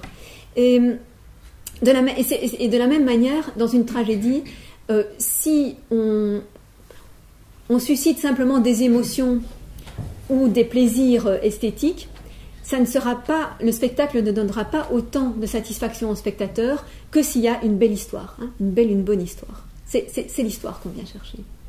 Alors, vrai ou pas vrai, est-ce que c'était l'opinion de tout le monde ou d'une majorité de gens ou seulement d'Aristote, je peux pas vous le dire. Je vais pas vous le dire. Mais sur la question du figuratif, ça rejoint de nouveau son goût pour l'apprentissage, hein, pour ce qui est instructif. Il dit qu'on aime bien représenter toutes sortes de choses par le dessin, que même plus que ce qu'on verrait en vrai. C'est-à-dire, il y a des choses qui nous plaisent en dessin parce qu'on les reconnaît, parce que ça permet d'apprendre par le schéma, alors que si on le voyait en vrai, ça serait plutôt répugnant. Bon, j'imagine qu'il pense à des planches médicales, anatomiques, etc. En dessin, c'est instructif. En vrai, c'est répugnant. Donc, bon, tout ça plaide toujours en faveur, vous voyez, de cette cohérence extraordinaire de sa pensée, hein, de sa philosophie en général. Plus on apprend, mieux ça vaut. Et encore une fois, donc pour les grandes lignes, j'en arrive à une sorte de récapitulatif, hein, de toute son œuvre. Vous voyez donc que chaque fois se vérifie le goût d'Aristote pour la complétude de tous les aspects d'une vie humaine d'abord, de l'étude, du plaisir. Hein. Il faut tous les types de plaisir ensemble. Il n'y a pas de raison d'en exclure quel qu'il soit. L'intérêt, évidemment, particulièrement développé pour le plaisir intellectuel, puisqu'il est moins évident, hein, particulièrement puisqu'il est moins évident, moins souvent souligné. Donc, je viens de rappeler la proximité entre donc un certain type d'art et l'expérience éthique, plutôt l'expérience qu'apprentissage, hein, puisque on n'arrête jamais d'augmenter sa capacité éthique, de devenir de plus en plus adéquat aux situations, de plus en plus capable de réagir convenablement aux situations. Donc ça, c'est dans le domaine pratique. Et pour en revenir, vous rafraîchir la mémoire sur ce qu'on avait acquis dans le domaine théorique. Donc rappelez-vous, la composition d'un bon raisonnement qui met en jeu d'abord la faculté du nous, la faculté de l'intellect qui saisit les notions générales à partir de l'observation des particuliers. Donc là aussi une grande complétude. On ne sépare pas le sensible de l'intelligence. L'un est constamment en train de nourrir l'autre, puisque l'intelligence aussi subsume le particulier sous le général. Hein, il y a une reconnaissance du particulier sous le général. Ça, c'est pour acquérir les notions générales. L'habileté qu'on doit avoir à les mettre dans des positions vraies, et en particulier comment construire les premières prémices des raisonnements, celles qui ne sont pas démontrables par un autre raisonnement, c'est-à-dire principalement les définitions. Et ça, vous voyez que c'est transversal à toute la philosophie, théorique et pratique, ça se trouve dans tous les domaines. Il faut définir ce dont on parle. Hein. Même pour la tragédie, il a commencé par définir ce dont on parlait, par en donner les caractéristiques essentielles. Et puis, justement, comment faire un raisonnement valide. Alors c'est utile aussi bien dans le domaine théorique, dans le domaine des sciences, que dans le domaine pratique, le raisonnement pratique, comment dois-je agir pour atteindre mon but, et même dans la tragédie, le raisonnement qui permet le dénouement, qui permet la reconnaissance, tout ça, ça fait toujours fonctionner les mêmes facultés. Nos mêmes facultés sont toujours mises en œuvre dans toutes les actions de notre vie. On a toujours intelligence, sensibilité, émotion. L'émotion est toujours présente, puisque même il y a un plaisir intellectuel, il y a une émotion, même dans l'étude. Et alors la faculté de raisonnement, donc qu'on appelle phronésis dans le domaine pratique, et qu'on appelle les analytiques dans le domaine théorique. Donc toutes ces correspondances auxquelles on a vu aussi ce qui était, comment Aristote posait les fondements de l'ontologie. Ontologie donc au sens de il y a une étude de l'ensemble des étangs, mais qui doit être immédiatement divisée en les multiples significations de être, donc en les multiples types d'étangs, les multiples modalités d'existence. Donc le multiple et l'unité sont toujours en équilibre l'un avec l'autre. Toute unité est unité d'une multiplicité. Toute multiplicité peut être ramenée à une certaine unité, soit unité de concept, soit unité par analogie. Dans chaque domaine, par exemple, il y a quelque chose de bon au sens d'un certain rapport entre ça et le reste, un rapport de préférence entre ça et le reste. Mais il n'y a pas une formule unique, une définition unique de ce qui est bon, comme on a vu. En parlant d'unité, on a aussi cette unité tout à fait particulière des significations de être elle-même. Unité qu'on avait vue donc par relation à une première signification qui est celle de la substance, donc le rapport de la substance aux autres catégories d'étangs. Donc je vous rafraîchis la mémoire sur tout ça, qui est vraiment fondateur. Je veux dire, à partir de là, il n'est plus possible de parler sans se référer à ça, même si c'est pour s'en distancer. De toute façon, il faut se référer à cette distinction première. Ensuite, dans le domaine toujours théorique, mais plus particulièrement des sciences naturelles, la fameuse théorie des quatre causes, la possibilité de donner une science des choses qui sont en devenir. Donc il n'y a pas que l'éternel qui peut être décrit de manière scientifique. Ce qui change peut aussi avoir donner lieu à une connaissance scientifique, à condition qu'on saisisse ces structures, ces règles de modification. Le devenir ne se fait pas n'importe comment, il suit des processus réguliers, et donc en connaissant cette régularité des processus, on comprend le devenir. Donc il y a une véritable science qui peut être érigée à partir de ça. Et cette théorie des quatre causes, qui elle aussi peut être étendue à d'autres domaines, donc peut se retrouver dans le domaine pratique aussi, qu'est-ce qui motive une action, etc. Donc vous voyez à la fois la grande unité de tous les domaines d'investigation de la philosophie d'Aristote, et en même temps ce qui n'est identique que par analogie, analogie de structure, on trouve un peu les mêmes structures explicatives dans tous les domaines, mais aussi ce qui est propre à chaque domaine, chacun a ses propres principes, et en particulier cette grande différence entre domaine théorique et domaine pratique. L'un est régi par la nécessité. Quand on a compris une certaine structure, une certaine régularité, elle ne va pas changer, elle est telle pour tout le monde, de manière absolue. Au contraire, dans le domaine pratique, le fait qu'on ne peut jamais atteindre une telle certitude parce qu'on pose comme principe la liberté humaine. Et cette distinction va se poursuivre tout au long de l'histoire de la philosophie, jusqu'à continuer à s'appeler au XIXe siècle le domaine de la philosophie de la nature et celui de la philosophie de l'esprit. Philosophie de la nature, philosophie de l'esprit, on distingue celle de l'esprit parce qu'on pense que tous les développements proprement humains doivent intégrer un autre principe que le simple principe d'enchaînement déterminé de cause à effet.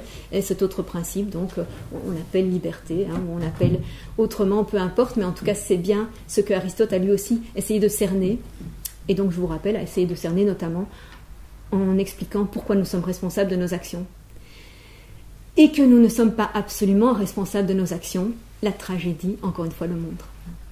Donc voilà cette cohérence d'ensemble que j'espère vous avoir montrée.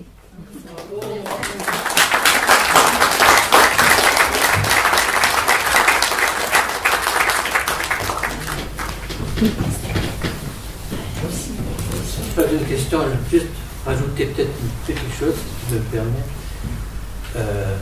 Épidore était un centre médical, si je puis dire, et il y avait un théâtre immense, il y a un théâtre immense, c'est un rapport avec la catharsis. Est-ce qu'on soignait aussi par cet intermédiaire-là? Je ne pense pas qu'il y ait un rapport aussi direct. Je pense que quand on parle de catharsis dans le domaine médical, enfin d'après ce que je lis chez Aristote, ça veut dire vraiment une purgation au sens bien matériel du terme. La médecine ne se mêlait pas justement au contraire de ce qu'il décrit comme des sortes de transes qui permettent de soulager aussi, surtout mentalement en fait, surtout de problèmes plutôt psychiques. La médecine ne s'occupe pas spécialement de ce type de remède-là. Elle est très matérialiste, la médecine de cette époque. Donc je ne suis pas sûre qu'il y ait un rapport aussi direct en tout cas.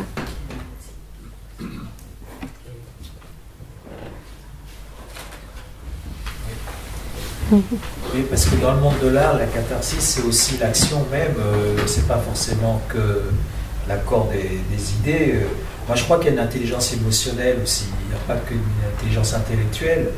Et la catharsis, je suis bien placé pour le voir tant d'années, elle se fait dans la pratique d'une forme d'art, même s'il n'y a pas forcément des choses à comprendre. Là, on a vraiment situé dans la tragédie. Mais je pense qu'aujourd'hui, ou alors le terme est impropre, mais on l'utilise pour effectivement, on appelle ça aujourd'hui des ateliers sociaux, je sais pas comment on les appelle aujourd'hui, des ateliers d'art plastique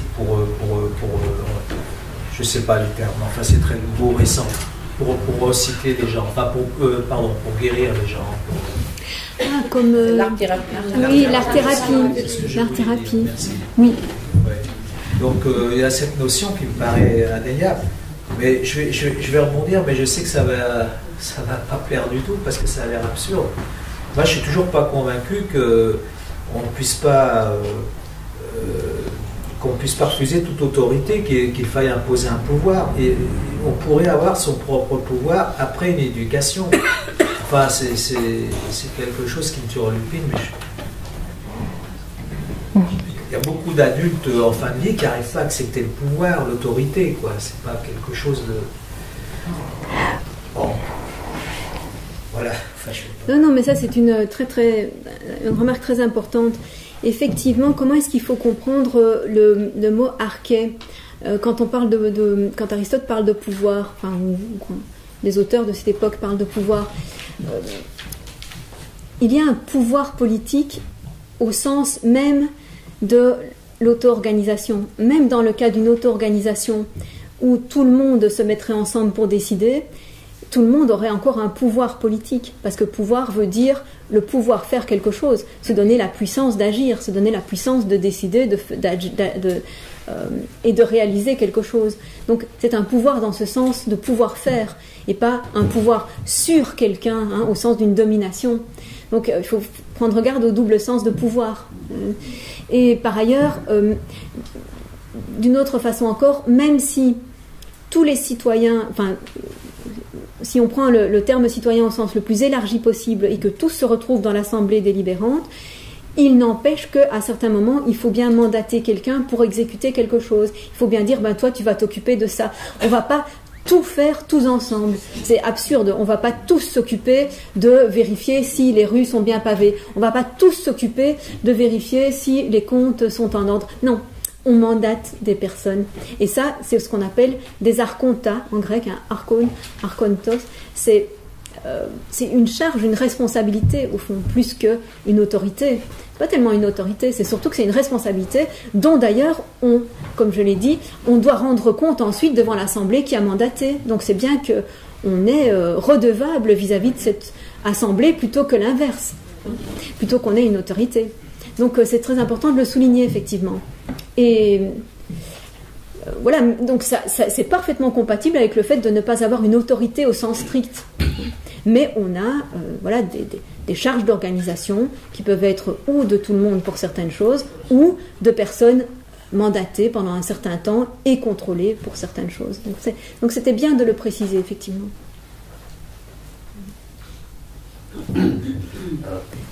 Oui. Ça n'a rien à voir avec ce cours, le cours d'aujourd'hui, mais j'ai été un peu frappée dans votre cours sur Aristote que je n'ai jamais entendu, mais peut-être que je n'ai pas été assez attentive, mais vous avez jamais utilisé le monde sublunaire. Or, chaque fois qu'on lit Aristote, qu'on lit ses commentateurs, on a ce terme. Alors, je voulais savoir si c'était volontaire ou si je n'avais pas été attentive, que je l'avais laissé échapper. Voilà. Il n'y a pas de mot grec pour dire sublunaire. Le mot ne se trouve nulle part dans Aristote. C'est une commodité de langage qui s'est installée progressivement dans les commentaires, mais qui n'est pas d'Aristote. En fait, donc c'est dans le domaine de la physique qu'il en est question.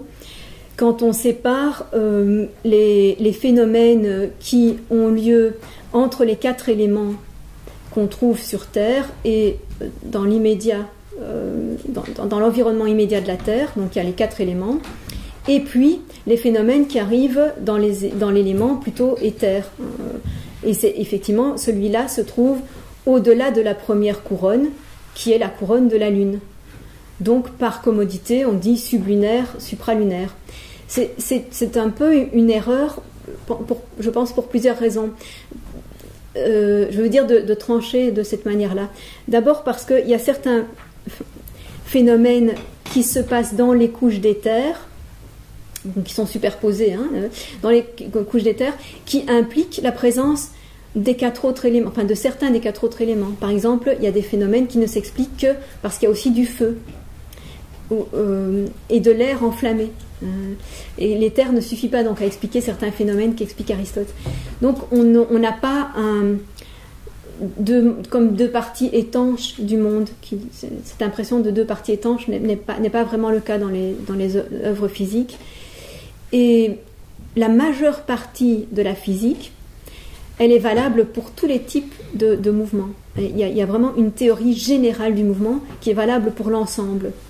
La distinction que fait lui-même Aristote, c'est la distinction entre ce qui possède le changement et ce qui ne le possède pas. Donc ça sépare ce qui est physique de ce qui n'est pas physique. Il n'y a que les premiers moteurs, en somme, qui sont distingués par ce critère. Et ensuite, à l'intérieur de ce qui est susceptible de changement, ce qui fait une différence, c'est est-ce que c'est éternel ou pas. Et à ce moment-là, du côté de ce qui est éternel, on a non seulement les astres, donc on peut dire effectivement dans le supralunaire, d'après ces termes, mais ça concerne aussi la Terre, ça concerne aussi les 4 éléments eux-mêmes, en ce sens que même s'ils peuvent se transformer certains les uns dans les autres, ils n'en sont pas moins toujours conservés. Il y a toujours la même quantité de chacun qui est conservée. Et la Terre elle-même est tout aussi éternelle, donc, tout en étant dans le sublunaire. Donc en fait, sublunaire, supralunaire, ça donne l'impression que c'est là que se situe une frontière importante, alors que non. Pour aucune théorie d'Aristote, enfin pour aucune partie de son explication physique, ce n'est une frontière importante. Pourquoi est-ce qu'elle a été tellement appuyée, cette frontière, par la suite ? Parce qu'on y a introduit des critères de valeur. Et donc on a dit tout ce qui est du sublunaire est de l'imparfait, et tout ce qui est du supralunaire est du parfait. Donc c'est une distinction plus axiologique que scientifique. Alors je ne dis pas que Aristote n'introduit jamais d'axiologique, je l'ai fait remarquer à certains moments. Il estime effectivement que l'éternel est meilleur que le passager. Mais c'est plutôt l'exception dans sa théorie physique que la règle. Voilà. Mais il y a des traditions comme ça qui sont tellement ancrées qu'il devient presque impossible d'échapper à certains termes, alors qu'ils n'ont pas vraiment lieu d'être. Moi, je voudrais revenir un petit peu sur la méthode d'Aristote dans le raisonnement, sur le commencement et la fin. Oui. Est-ce que la fin dans tout raisonnement chez Aristote est unique à partir du moment où le commencement est le même pour tout le monde, le moteur initial, comme tu disais, est le même, les définitions, en principe, elles sont les mêmes pour tout le monde, les prémices premières sont les mêmes, l'unité dans le tout et le tout dans l'unité. Donc théoriquement, si on démarre tous avec les mêmes éléments, est-ce que théoriquement on aboutit tous à la même fin? Donc là, est-ce que la fin est dans le commencement? Est-ce que c'est pas la fin de la philosophie, même carrément? C'est tout à fait exact. C'est-à-dire, tu permets là de distinguer justement le domaine théorique du domaine pratique. C'est-à-dire que dans un raisonnement théorique, le but effectivement, c'est qu'en partant des mêmes prémices qui s'imposent, puisqu'elles sont censées être vraies, la vérité, elle est la même pour tous. Effectivement, tout le monde doit aussi arriver aux mêmes conclusions, si, du moins, le raisonnement est valide. Et donc, c'est bien le but de la théorie, c'est d'établir quelque chose sur lequel tout le monde est d'accord et tout le monde arrive au même résultat. C'est ça la certitude scientifique. On a certitude scientifique quand tout le monde arrive au même résultat. Après, il faut un certain temps pour que ça s'installe, parce que au départ, on n'est pas tous d'accord sur les définitions, par exemple. Donc, dans certains domaines, en tout cas, il y a discussion. On a vu des exemples en physique, sur l'infini par exemple, on n'est pas tous d'accord, enfin les savants, je veux dire ceux qui étudient l'infini ne sont pas tous d'accord sur l'infini, sur le temps, tout le monde n'a pas la même définition du temps, donc ce qui s'ensuit ne sera pas le même non plus. Mais l'objectif en tout cas de l'étude théorique, c'est d'arriver à cet accord général sur tout. Et donc effectivement, la fin du raisonnement devrait être la même. En revanche, dans le domaine pratique, ça ne sera pas du tout le cas. Parce que là, d'une part, les prémices, elles ne sont pas absolues. Les prémices du raisonnement, on a vu, ce sont des grandes tendances, des sortes de grandes notions morales, mais que chacun adopte plus ou moins lui-même. C'est-à-dire, il faut dire la vérité, sauf si elle est dangereuse, par exemple. Bon, mais chacun va déjà apprécier différemment la situation de danger. Donc la deuxième prémisse, suis-je dans une situation de danger? C'est la deuxième prémisse. Certains vont penser que oui, d'autres que non. Donc certains vont continuer à dire la vérité, d'autres non. Et donc là, on verra toutes les différences individuelles, à la fois parce qu'il y a adaptation à la situation, toutes les situations sont différentes, alors qu'en science, on gomme les particularités des situations, on abstrait justement toutes les particularités. Donc dans le domaine pratique, on tient compte de tout ça, et en plus parce que là, il y a un autre sens de la fin qui intervient, c'est le but. Le but de chacun est aussi différent.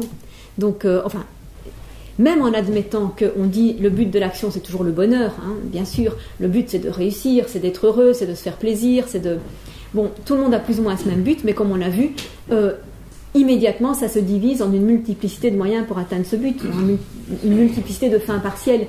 Les uns croient qu'ils vont être heureux en étant riches, les autres en étant célèbres, les autres en étant beaux et amoureux. Et donc, la fin étant différente, ça va entrer aussi comme une composante différente du raisonnement et on n'arrivera pas à la même conclusion. Donc, il y a vraiment là une très grande différence. Structurellement, la structure du raisonnement, elle est la même. Mais ce qu'on y met est tout à fait différent selon qu'on est dans une visée scientifique ou dans une visée pratique d'action. Mais tu fais très bien de souligner, c'est une très grande importance, où se situe le général et le particulier de nouveau. Voilà. Tu sembles associer systématiquement dans Mimesis l'idée de récit. Ça y est, ça. Parce que moi, je pensais que la mimésis, l'imitation, on va dire ça, imitation. Oui, c'est le mot. L'imitation de la nature, je ne pensais pas que ça incluait systématiquement l'idée de récit. Non, c'est seulement dans la poésie. Quand on attribue, quand on dit la poésie imitative, alors c'est seulement la poésie qui raconte une histoire. Donc c'est pour départager de la poésie qui ne raconte pas d'histoire, qui n'est pas mimétique, par exemple la poésie lyrique. D'accord. Mais la mimésis intervient aussi dans d'autres arts. Notamment, on l'a vu à propos de la peinture, la sculpture. Mais par contre, il faut se méfier de la formule « l'art imite la nature », parce que c'est une formule qui n'est pas du tout tirée de la poétique, c'est une formule qui vient de la physique, et l'art est à traduire là, c'est techné, c'est le mot techné, il est à traduire là beaucoup plus justement par technique. Là, je pense que les traductions par art induisent en erreur. en fait, là, il s'agit bien de dire la technique imite la nature. C'est-à-dire, on développe des techniques de construction pour s'abriter mieux que les abris naturels ne nous le permettent. Là, la nature, c'est la nature. Tandis que c'est la dans nature. le domaine de ce que Voilà. vous expliquez, Oui. c'est une nature possible, une nature imaginée. Mais c'est plus vraiment une nature à ce moment-là. Quand on dit l'art au sens strict, donc notamment la poésie narrative, qu'est-ce qu'elle imite? Elle imite l'action, le drama. Elle imite l'action. Et donc, immédiatement, on est dans un environnement humain. Elle imite des hommes en action. Donc c'est très différent. C'est la poésie. La poésie, elle englobe le tout. Voilà. Justement, il y a un double sens de poésis. Attention, déjà en grec, il y a un double sens. On peut prendre donc poésis au sens large de toute production. Donc là, on aura une production technique, faire des chaussures, des maisons, tout ça, c'est de la poésis. Ou bien on a un sens plus restreint qui est la poésie. Les deux s'appellent poésis. Donc la même ambiguïté se trouve que maintenant encore, quoique maintenant on utilise, on dit, oui, c'est vrai qu'on utilise la production, on dira production, et pour poésie on dira poésie, oui c'est vrai. L'ambiguïté elle est en grec. Et du coup évidemment quand on parle de poésis au sens grec, on a besoin de préciser si on entend dans le sens large de toute production ou dans le sens étroit de la poésie. Création aujourd'hui. Oui. Alors, je crois aussi que dans la poétique, Aristote, ça m'a fait tiquer, je n'ai pas du tout compris, dit qu'il y a l'épopée dans la tragédie. Non, ce sont deux genres différents, puisque donc, l'épopée, c'est une narration en style indirect et l'autre en style direct. Donc, y a pas... Mais là où il fait un rapprochement, c'est quand, en fait, les thèmes qu'utilisent les tragédiens sont souvent des thèmes empruntés à des épopées. Alors, c'est pas obligatoire. Il dit bien, on n'est pas obligé de recourir aux mythes traditionnels, même si c'est souvent le cas. On pourrait aussi, et ça a manifestement existé, composer des tragédies à partir d'histoires qui n'ont rien à voir avec les traditions, avec les grandes familles, etc. Mais dans le cas où on emprunte aux mythes traditionnels, aux légendes traditionnelles, alors en général, on se retrouve à avoir les mêmes thèmes que l'épopée. Oui. Parce que c'est dans l'épopée qu'on a toutes ces grandes figures, toutes ces grandes, y compris les 7 contre Thèbes, ils sont tout ça. Et donc à ce moment-là, la grande différence, c'est que l'épopée, c'est une fresque qui parcourt l'ensemble des générations, etc. Tandis que la tragédie, elle va chercher juste un petit morceau. C'est ça que ça m'a épaté. Ah bon ? Pourtant, c'est très visible si tu regardes les différentes tragédies qu'on connaît, qui sont parvenues jusqu'à nous. Très souvent, elles découpent effectivement une petite part qu'on peut retrouver dans l'Iliade ou dans les petites épopées, disons, par des auteurs en général inconnus, mais qui ont succédé à Homère, en fait, plus récent. Ah, il veut dire alors que dans la tragédie, il y a des fragments d'épopée, c'est ce qu'il veut dire. Une inspiration commune, quoi, oui, des mêmes personnages. De manière massive, Oui. Et il dit même que quand on reprend des personnages de mythes traditionnels, il faut que dans ce qu'on en fait soit cohérent avec ce qu'on sait de ce personnage. On peut pas, reprendre une Clytemnestre et la changer complètement. On peut pas. Tu vois. Donc il y a un respect quand même de l'allusion à laquelle on fait, que tout le monde connaît. Et donc, d'où aussi l'idée de... Enfin, on a plus, développé cette explication de l'imitation au sens de l'imitation des œuvres précédentes. Donc c'est bien connu que dans l'Antiquité, on aime bien reprendre les mêmes thèmes qui avaient déjà été traités précédemment, et puis les renouveler en les modifiant un peu, en changeant, en ajoutant des péripéties, en changeant. Voilà, tout à fait, exactement. Mais cette idée de ne pas devoir faire du totalement nouveau à chaque fois est autre chose que ce que Aristote appelle l'imitation. Il ne faut pas mélanger les deux, c'est autre chose. Ce qu'il appelle l'imitation, c'est vraiment le fait que on crée, on produit, on invente, on imagine, on représente des actions, des situations humaines qui sont susceptibles d'arriver. C'est uniquement ça que ça veut dire. Quelque chose qui a déjà exactement, voilà. Sans référence à quelque chose qui a déjà existé. Ouais. Donc c'est vraiment pas imitation au sens de copie, au contraire, c'est plutôt au sens de... Qui ressemble à la vie. Ça ressemble à la vie, c'est ça. Voilà, tu peux le dire comme ça. Ça ressemble à la vie. Intervention. Intervention, dépasser le modèle. C'est comme ça qu'on dit. Hein. Ça peut se dire en littérature et en art, oui. Enfin, je pense que c'est ce que veut dire Chantal. Oui. C'est pas une digression, c'est pas grave, c'est pas. Oui, c'est vraiment partir d'un socle et d'en faire autre chose. Oui. C'est une démarche, quoi, voilà. Oui.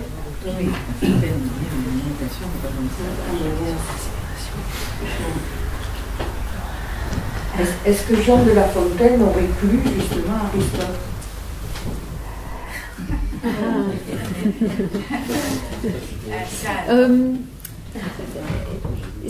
La fable est encore un autre genre que la tragédie.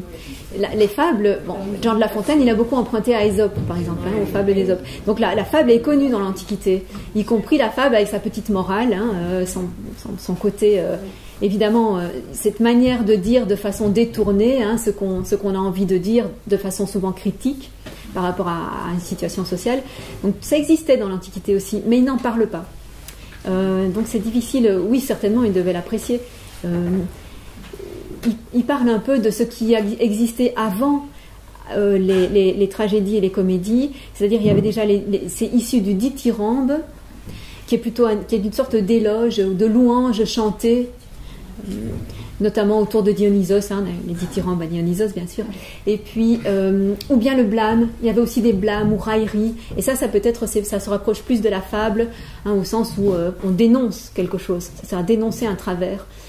Et ce sont des formes qui sont tout à fait comment dire, valorisées par lui comme des expressions très importantes, encore une fois dans la mesure où on apprend quelque chose. Elles nous apprennent évidemment quelque chose, et d'une manière intelligente, puisqu'on est obligé d'introduire des métaphores, des allégories, et donc ça fait appel à l'intelligence de l'auditeur qui va devoir se dire « Ah, c'est qui celui-là ? Il représente qui, cet animal-là ?» Et donc tout le plaisir est là, évidemment, à reconnaître, hein. C'est de nouveau le plaisir de la reconnaissance. Donc c'est un des ressorts qu'il aime bien, effectivement. Je voudrais revenir plutôt à la partie sur les vues politiques et logiques les plus justes. Je m'interroge, moi, comment peut-il, les mots ont un sens encore, parler d'homme libre dans une cité qui tire sa prospérité de l'esclavage? Et comment peut-il dire que l'Ecclésia, une assemblée d'hommes libres, est une assemblée d'hommes libres alors qu'elle exclut les femmes et les métèques, sans parler des esclaves? J'arrive pas à comprendre comment intellectuellement il peut...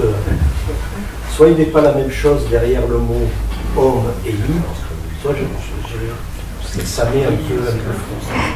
Mais intellectuellement, c'est très simple, puisque justement, les autres ne sont pas libres. Donc, il n'y a aucune contradiction. On a les hommes libres, et puis on a tous les habitants de la cité qui ne sont pas libres. Ou, attention, il y a 3 catégories. Il y a ceux qui sont libres et citoyens, il y a ceux qui sont libres et pas citoyens. Donc là, tu mets les femmes, les enfants, les métèques, les étrangers. Et puis, tu as les ni libres ni citoyens, les esclaves. Mais justement, ces catégories sont tout à fait bien définies, et donc il n'y a pas de difficulté intellectuelle à parler des hommes libres, étant bien entendu que ça n'inclut pas les esclaves. Et donc on parlera des citoyens, de l'ensemble des citoyens comme de l'ensemble des hommes libres, étant bien entendu que ce n'est pas l'ensemble des habitants d'une cité. Et il dit même à un certain moment, les autres habitants de la cité sont aussi nécessaires à l'existence de la cité, mais ils ne sont pas citoyens. Ils contribuent à la cité, puisque ils contribuent à sa reproduction, à tout ce qui est nécessaire pour la vie, mais ils ne sont pas citoyens. Donc voilà, ce sont des distinctions qui sont très claires dans son esprit. L'autre question, c'est comment est-ce qu'il n'est pas frappé par l'injustice de cette distinction, hein? C'est ça la question en fait. C'est pas que c'est pas clair, les distinctions sont claires, mais elles nous paraissent très injustes et choquantes. Et c'est justement là toute l'histoire de comment est-ce qu'il justifie que pour certains ce ne soit pas une bonne chose qu'ils soient citoyens. Étant entendu encore une fois, je le répète, que citoyen en Grèce, ça veut toujours dire qui participe effectivement à la prise de décision qui engage la cité tout entière. Donc, pas dire juste le type qui va mettre son bulletin dans l'urne. Ça demande une très grande responsabilité, quoi. Donc, il y a une justification par là, par le fait qu'il doit y avoir, étant donné qu'il y a une responsabilité lourde, il faut qu'il y ait une compétence ou une qualité exigible de ceux qui seront citoyens. Évidemment, on pourrait lui dire, mais il y a des tas de métèques qui sont tout à fait aptes et des tas de femmes qui sont tout à fait aptes à avoir ces compétences. Bien sûr, ça c'est les limites, en somme, qui sont le résultat de rapports de force de l'époque. C'est des résultats de rapports de force. Pardon ? Des castes ? C'est pas des castes, parce que c'est pas des divisions, si tu veux, de tranches transversales comme ça de la société. C'est plutôt, il n'y avait pas encore eu suffisamment de revendications de la part des femmes pour qu'on leur donne quelque chose. Comment est-ce que les femmes ont obtenu récemment, très récemment, si tu réfléchis, le fait d'être citoyenne au même titre, c'est-à-dire pas grand-chose, que les hommes, comment est-ce qu'elles l'ont obtenu? C'est par des luttes. À cette époque, il n'y avait pas encore eu ça. Et c'est ça qui explique que le fait est que ce n'est pas le cas. Comme je l'ai dit, le seul qui a envisagé la possibilité d'associer les femmes à tout, c'est Platon. Et Platon avait tout à fait conscience d'être incompris, plus que minoritaire, incompris de ses concitoyens. 2000 ans en avance sur son... Donc dis-je, 2400 ans en avance sur son temps. Mais voilà. C'est la situation de l'époque. Et la situation de l'époque résulte de rapports de force. Voilà. Aristote, il vient pas d'Athènes en fait. Donc pourquoi il n'est pas métèque? Il est métèque. Il est métèque. Aristote est lui-même métèque. Aristote lui-même n'a pas pu exercer sa citoyenneté dans Athènes. Mais il décrit, il regarde tout ça, il se tient au courant, il a des amis qui participent, donc voilà, il est très au courant de la manière dont ça se passe. Mais lui-même n'a pas participé aux institutions politiques athéniennes. Alors sans doute qu'il le regrette, mais je ne pense pas qu'il était de bon ton de sa part de dire il faudrait que les métèques participent, justement étant donné sa situation. Et ça c'est très intéressant de le préciser. Et oui. On n'y pense pas. Ça aurait sûrement été difficile de sa part de dire les métèques devraient participer. Bon, ça ferait un peu personnel, quoi. Ouais. Mais ça résulte de ces principes. Il y a aussi une différence entre ce qui est dit explicitement et puis ce qui résulte de ces principes. Si tu reprends ces principes, le principe de la justice politique, que tous les gens qui sont égaux en qualité politique, donc morale et cognitive, doivent avoir les mêmes charges, la même reconnaissance politique, et ça veut dire que pour lui, les métèques devraient y être. Implicitement, oui. Les femmes, si on leur donnait un enseignement, oui. Dans l'état où elles étaient, non. Mais si on leur donnait un enseignement, oui. Donc, il y a des choses qu'on peut, disons, en tout cas, prolonger à partir des principes qui sont clairs chez lui. Une autre question sur la rhétorique, parce qu'il met beaucoup l'accent sur l'enseignement, et entre autres l'enseignement de la rhétorique. Oui. On dit c'est la connaissance des autres, et c'est l'art de persuader les autres et tout. En parallèle, là, j'ai lu le livre Les Lettres à Brutus de Cicéron, je ne sais pas si tu les as lus, donc il fait tout un art, ça reprend beaucoup Aristote, quand on sait comment Brutus a persuadé César.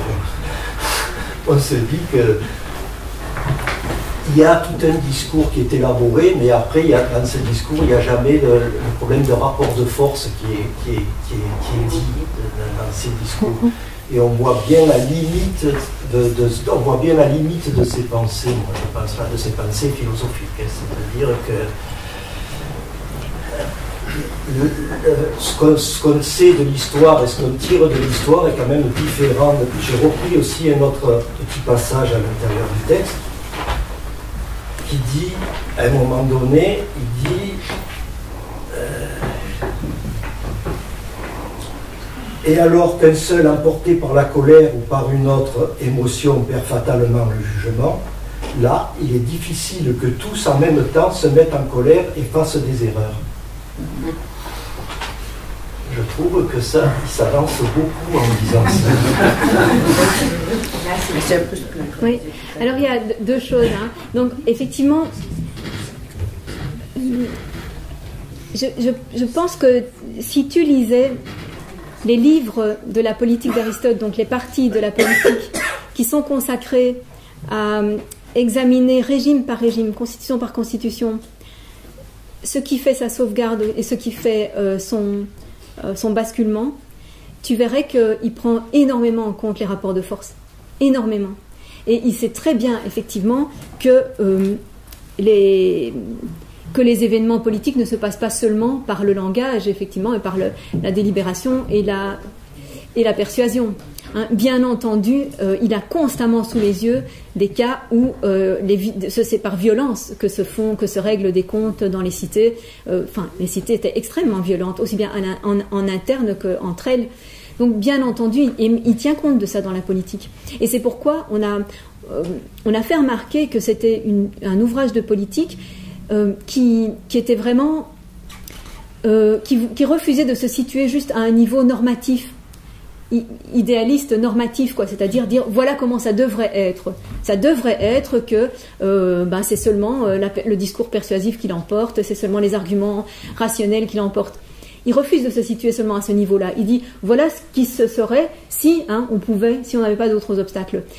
Et voilà comment on peut tendre à éliminer les obstacles. Tout ce que j'ai dit sur la classe moyenne, c'est ce qui peut tendre pour éliminer ce genre d'obstacles qui sont les conflits violents, à cause des grandes injustices, des grandes inégalités.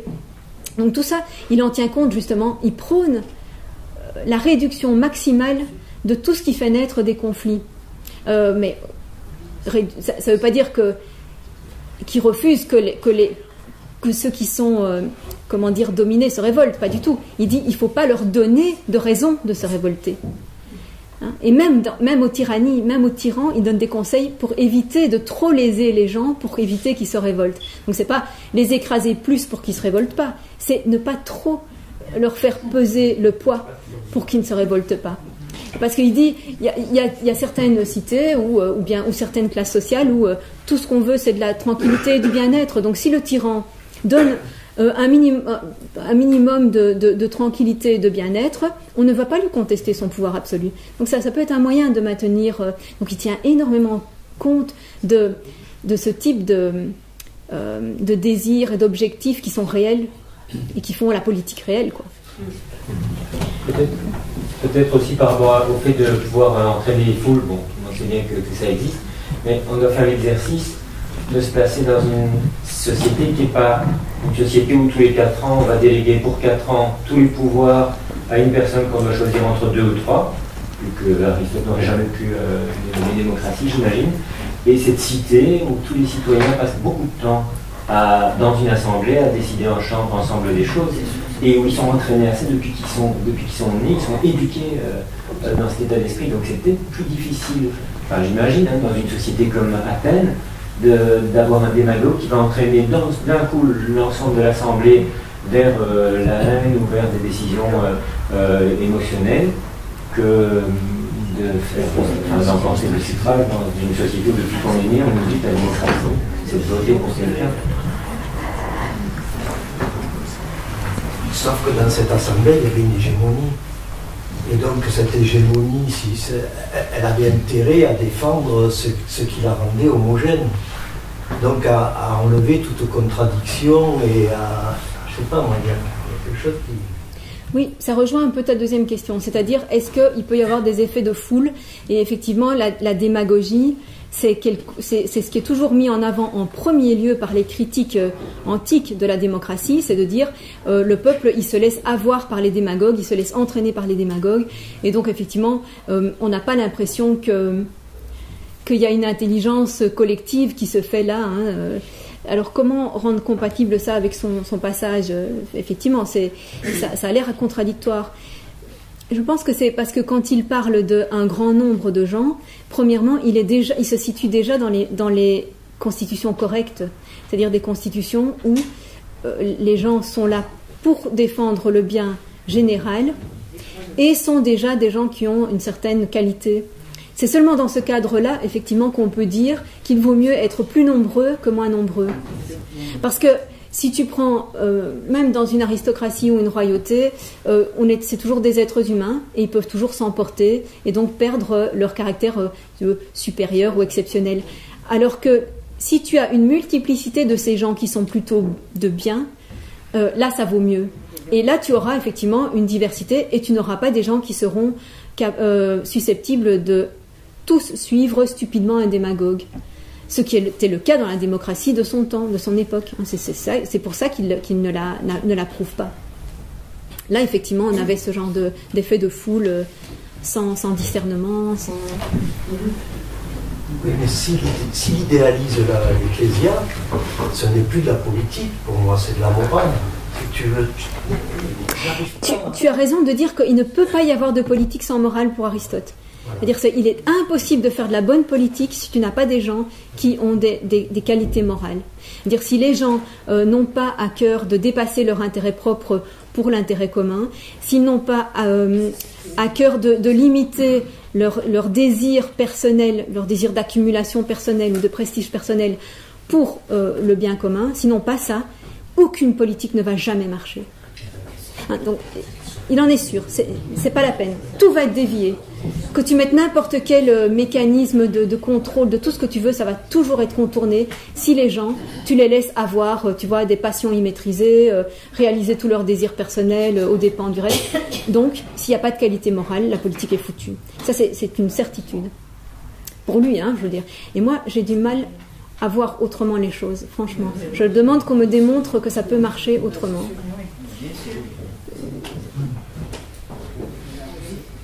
Mais bon, peut-être que... C'est un autre débat.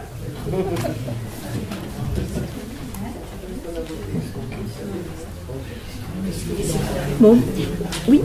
Est-ce que pour Aristote, la poésie, c'est le premier langage de l'humanité? Donc, la question c'est, est-ce que pour Aristote, la poésie, c'est le premier langage de l'humanité? Je ne pense pas qu'il considère ça. Puisque dans ce, enfin, ça c'est une idée romantique. T'as raison. Chantal va te répondre. Oui, puisque en fait il y a une... Qu'est-ce qu'il peut voir des formes les plus anciennes d'expression qui sont parvenues jusqu'à lui? C'est vrai que les formes littéraires anciennes sont faites en poésie, mais c'est de la littérature. Il sait bien que les gens ne parlaient pas comme ça. Il sait bien qu'ils ne parlaient pas en poésie.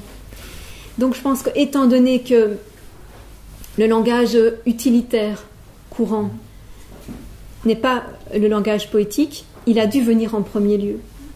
C'est ce que dit Rousseau dans L'Homme sauvage. Oui, on a d'abord le langage utilitaire et puis seulement le langage recherché. Parce qu'il faut vraiment une recherche volontaire pour faire de la poésie.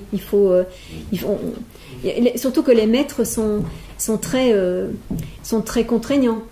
Il ne suffit pas de faire de la rime ou de mettre des métaphores, quoi. Il faut vraiment mesurer chaque syllabe pour voir si elle est bien longue ou brève et si elles peuvent se succéder, etc. Donc c'est contraignant, c'est vraiment une technique. On peut pas, ça n'a pas pu venir spontanément. Personne donc dans l'Antiquité pouvait soutenir cette idée, c'est-à-dire que le premier langage de l'humanité aurait été spontanément la poésie. À cause de cette technicité de la poésie, non. Je pense que c'est une idée romantique qui sûrement est liée au religieux. C'est-à-dire que tu peux penser ça uniquement si tu penses que c'est un hymne au créateur, au religieux. Je pense que c'est une idée liée à la chrétienté, à la spiritualité. Peut-être, mais qui vient aussi, je pense, de formes de poésie moins contraignantes. C'est-à-dire, tu vois, où le simple fait de s'exprimer de manière lyrique, voilà, sans que tu aies formellement des règles très strictes. Alors ça permet une spontanéité. Mais si tu as des règles formelles très strictes, tu ne les fais pas spontanément. Bien sûr. Et donc, c'est une vue de l'esprit, c'est l'idée reçue, voilà. Voilà, je vous propose de participer à d'autres plaisirs maintenant.